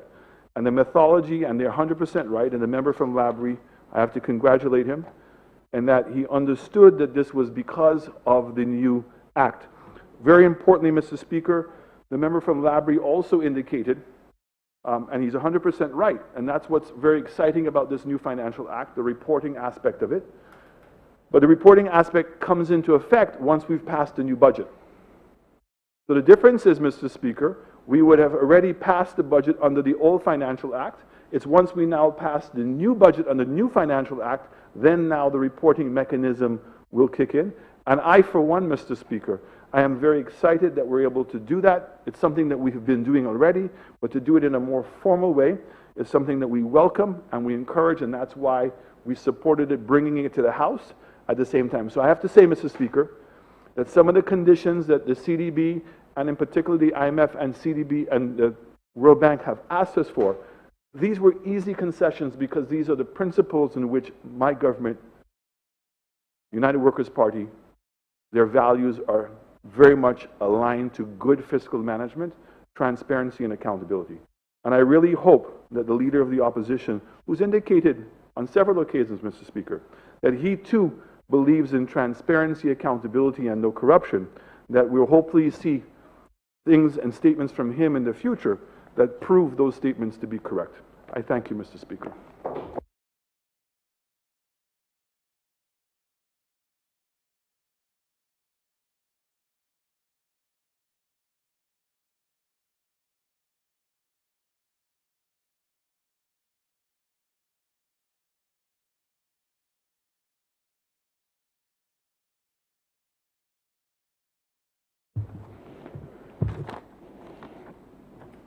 Honorable members, the question is that Parliament authorize the Minister of Finance to borrow from commercial banks sums not exceeding $85 million as follows. A. Royal Bank of Trinidad and Tobago, EC 4,400,000. B. Royal Bank of Canada, EC 5,600,000. First Caribbean International Bank, EC $8 million. D. Republic Bank, EC Limited, EC $12 million. E. First National Bank of St. Lucia Limited, EC $5 million. F. Bank of St. Lucia, EC $50 million. I now put the question. As many as are of that opinion, say aye. As many as of a contrary opinion, say no. I think the ayes have it. The ayes have it.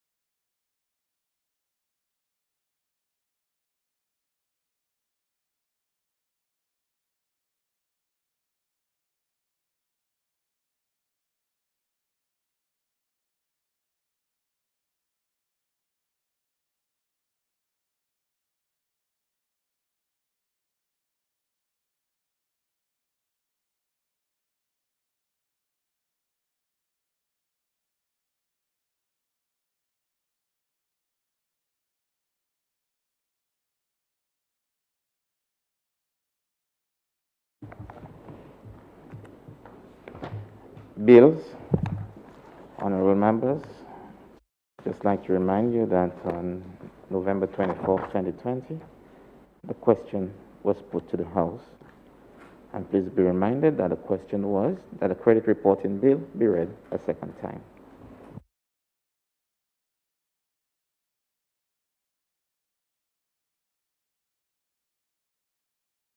Member for Castres North.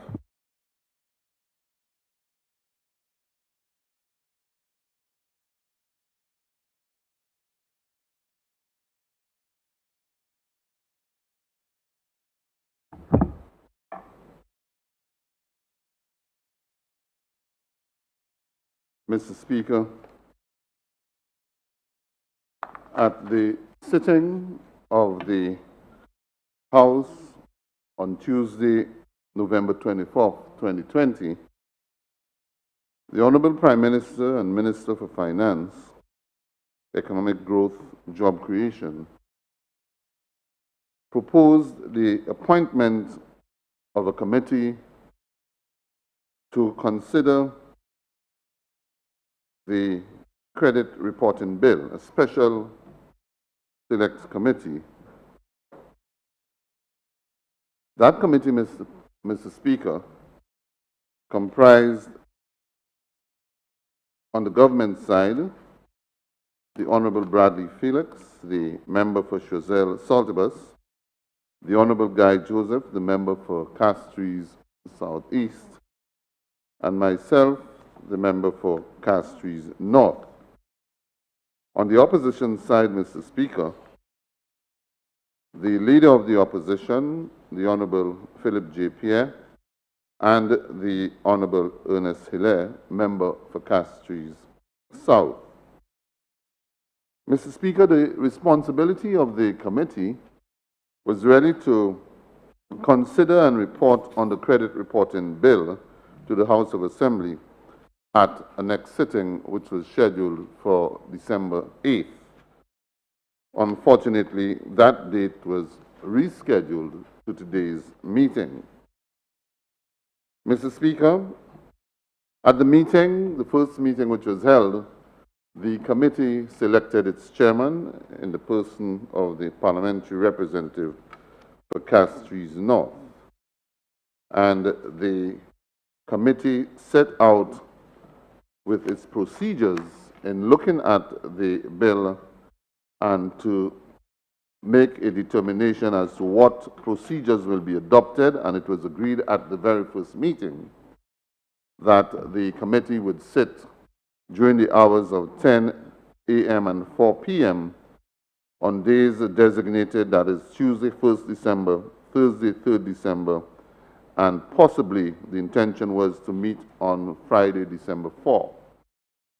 Unfortunately, by then, we were told that the scheduled meeting of 8th December had been postponed or rescheduled, and so the committee met rather on the 8th of December. It was agreed, Mr. Speaker, so as to inform the deliberations of the committee that it would be better served to invite presenters or witnesses representing the private and public sector and agencies and associations within our community to present evidence, make observations and recommendations for consideration by the committee. The committee also, Mr. Speaker, undertook to deliberate and give consideration to those presentations made by the presenters and make observations and recommendations known in its report to the House at this present sitting. One observation which was made, Mr. Speaker, and I wish to draw it to the attention of the Honorable House, is the fact that the committee during the course of deliberations on the procedures noted a potential breach in terms of the committee itself.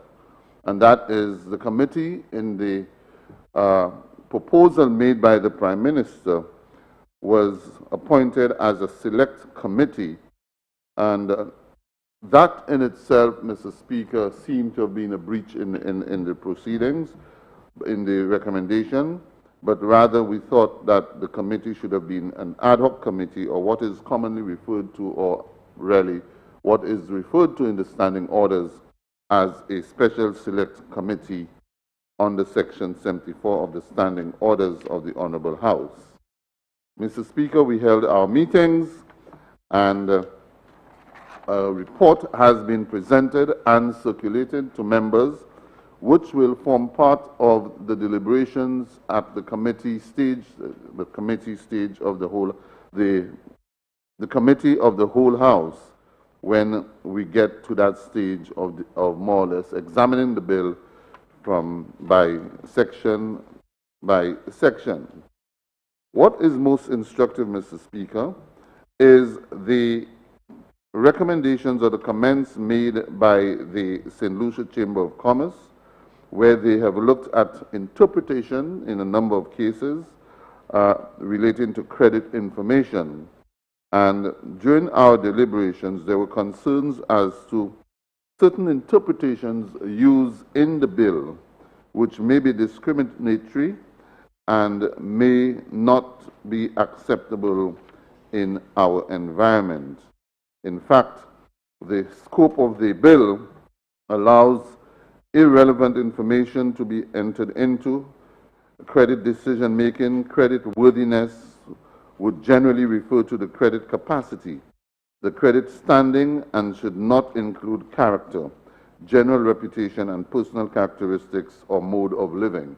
That seemed to be what is being reflected in the definition of the bill, and the Chamber of Commerce raised it, and committee also felt that some of those definitions seem to be discriminatory, and we should pay some attention to what is considered discriminatory and intrusive as far as individuals are concerned. The second part the Chamber of Commerce indicated was that they did not appreciate and accept that the central bank may be the best option at this time for a credit, a consumer protection agency.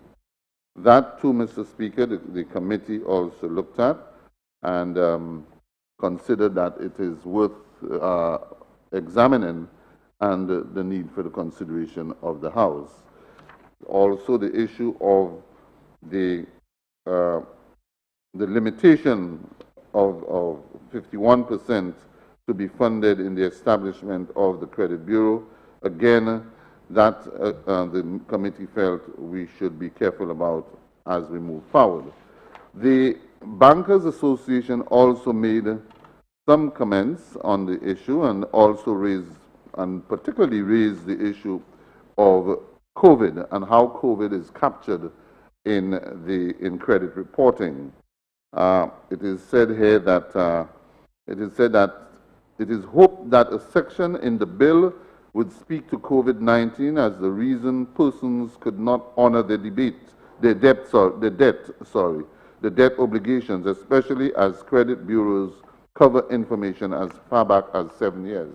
The argument being presented, Mr. Speaker, is that considering the fact that your credit information goes back to 7 years, as far back as 7 years, how you have performed, how you manage your credit, are you a good paymaster? They are saying that in the bill, at least, there should be a reflection of some clause that would deal with COVID and to a certain extent give a level of forgiveness to individuals who suffered under COVID, which probably may have had some negative impact on their credit rating. The credit union also commented, Mr. Speaker, and generally supported the bill, but believed that, as previously stated, the citizenry needed to be sensitized. And sensitization, Mr. Speaker, and education, public education and sensitization seem to have been a common factor, a common sentiment among members, in that people needed to be sensitized about the bill. Why is the bill being promoted?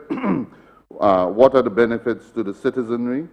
And to give them an appreciation of what we are trying to do. Among the members, many of the members, particularly the leader of the opposition, more or less highlighted the inevitability of the credit reporting bill, in that it is all over and living in first world countries, that in itself is a requirement if you are to survive in such societies, a requirement of having a good credit rating and what persons may have to do to get such a credit rating.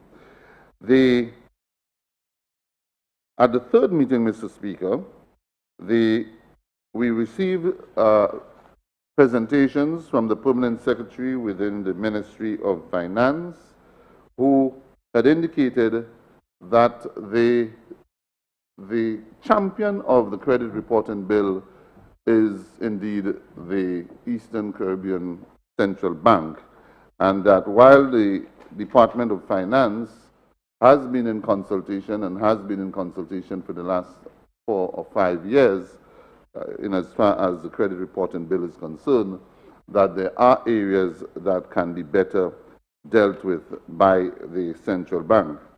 Mr. Speaker, I must admit that one of the challenges that we faced in deliberating on the bill is the fact that we were constantly told that it is harmonized legislation, that a number of countries, or most of the countries, have already passed the legislation in their jurisdiction, and that there was a need for St. Lucia to move forward.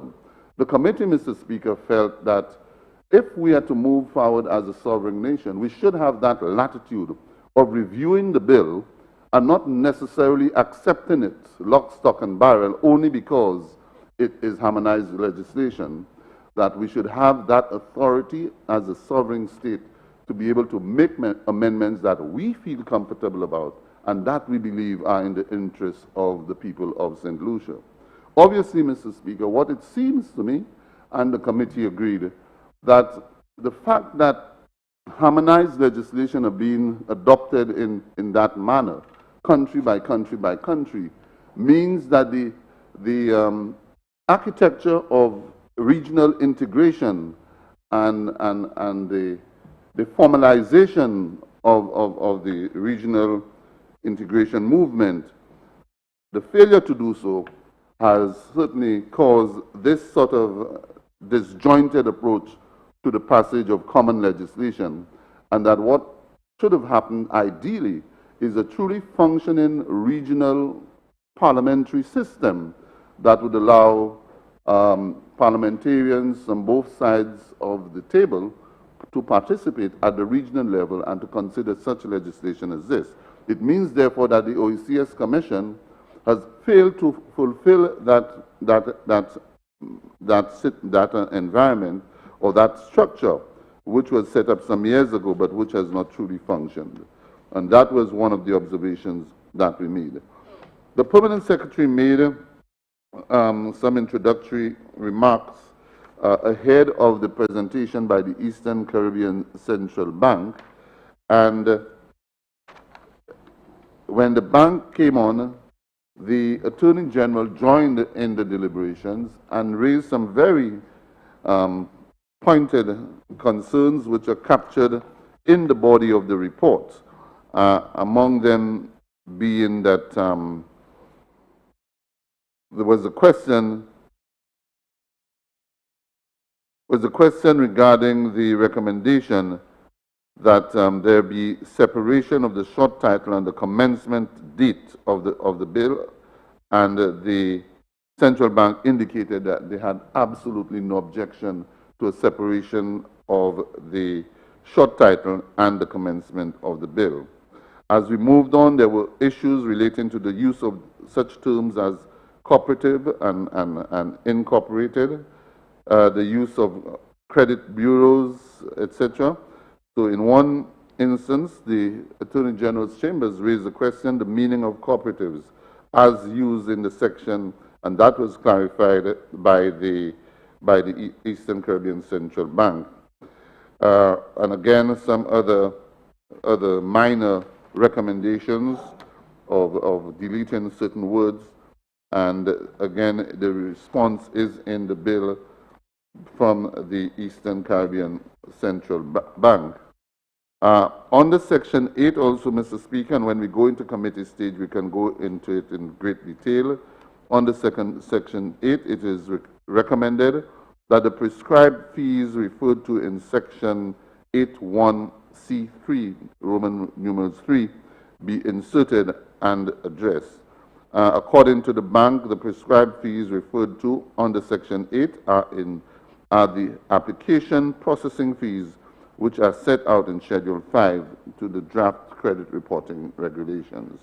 So a number of sections, section 13, section 17, section 7, section 18, sorry, all of those were sections under which the Attorney General's chambers raised some concerns which the bank responded to. So, for example, in section 8, in section 13, the Attorney General chambers referred to section 13.1, section 5.1c, which refers to non-refundable application processing fee, and section 13.2a, which refers to application processing fee under section 5. The word non-refundable ought to be included to ensure that it is clear that the processing fee is non-refundable. The response from the central bank is that section 5.1c makes it clear that the fee is non-refundable.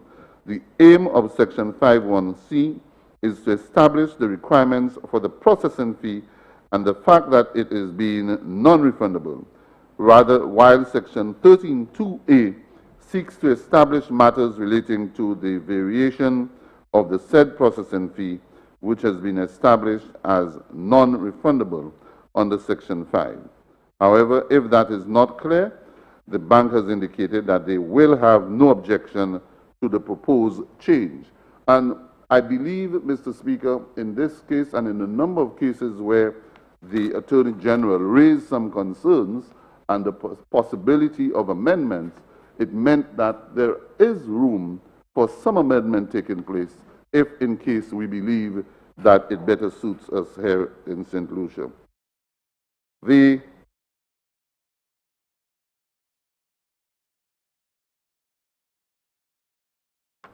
Then we move on, Mr. Speaker, to section 20.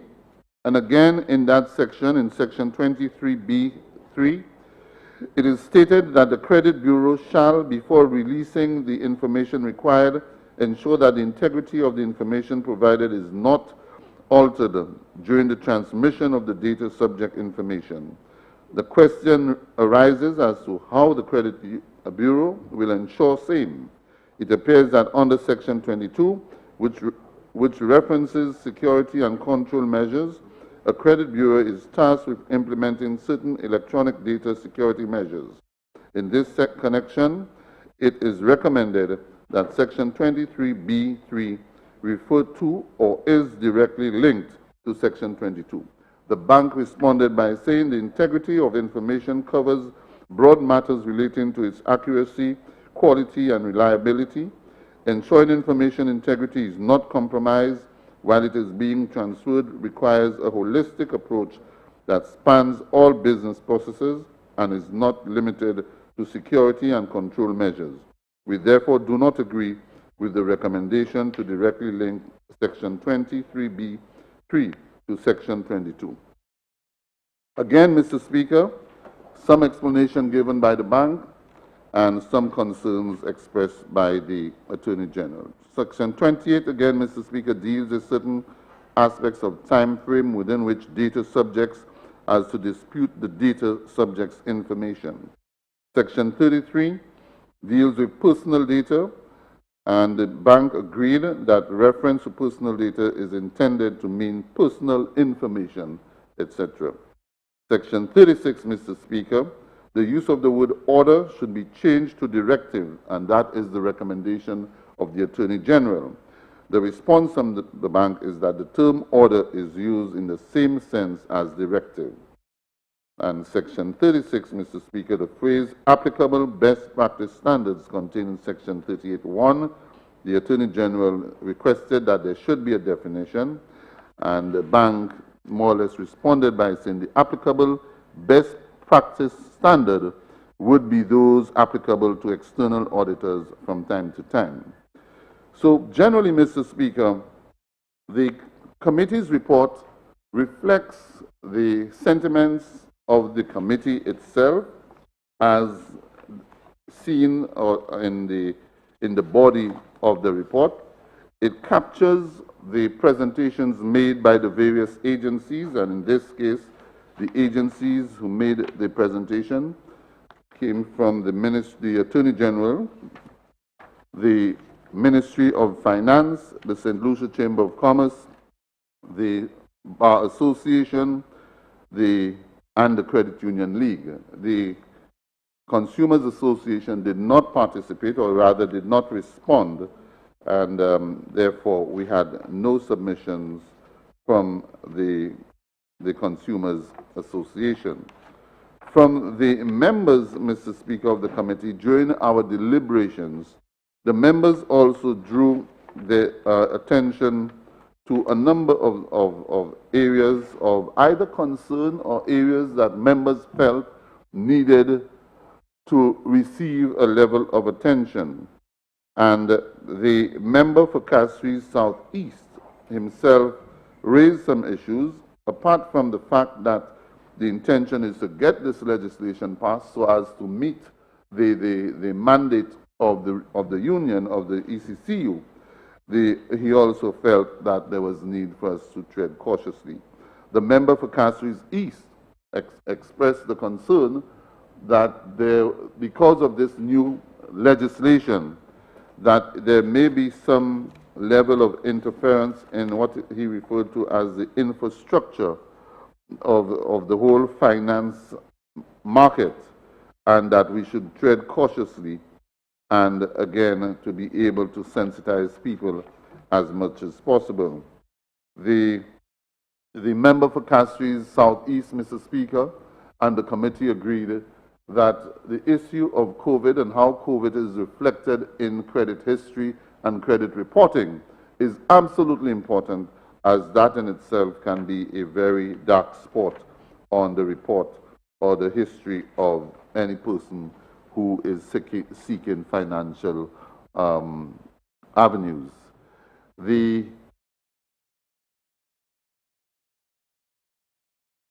member for Castries Southeast, Mr. Speaker, also indicated that the bill, the term credit information providers needed clarity in a number of areas, as it is his opinion that the section highlighted some serious concerns.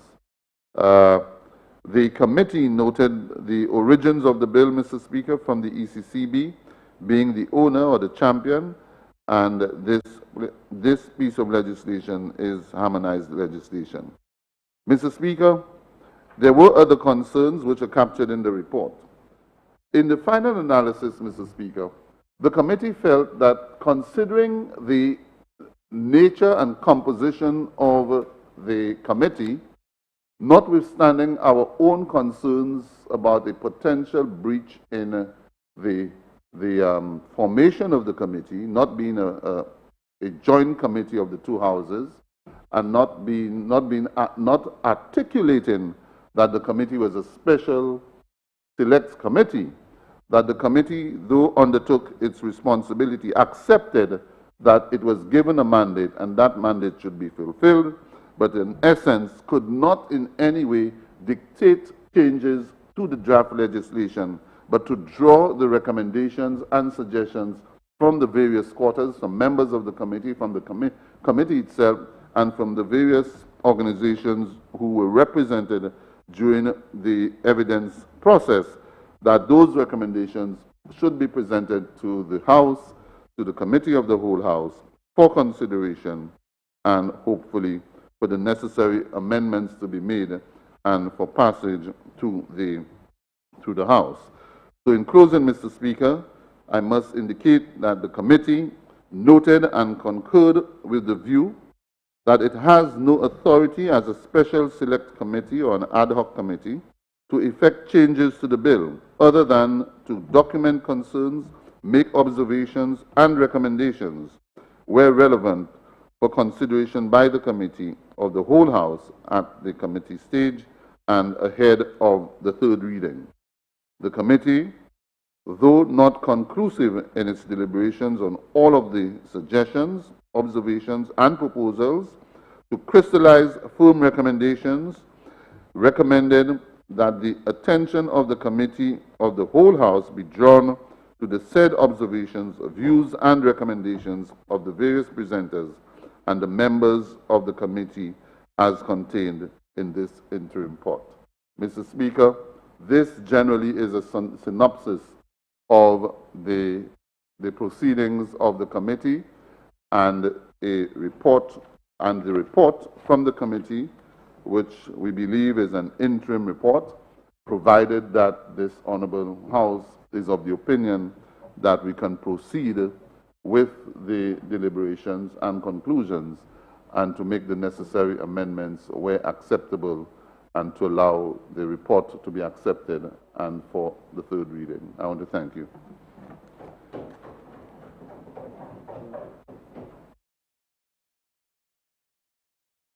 Prime Minister. Speaker, I beg that we suspend the House for 45 minutes for dinner. Honorable members, the question is that the House stands suspended for the next 45 minutes. I now put the question. As many as are of that opinion, say aye. As many as of a contrary opinions, I think the ayes have it. The ayes have it. House is suspended.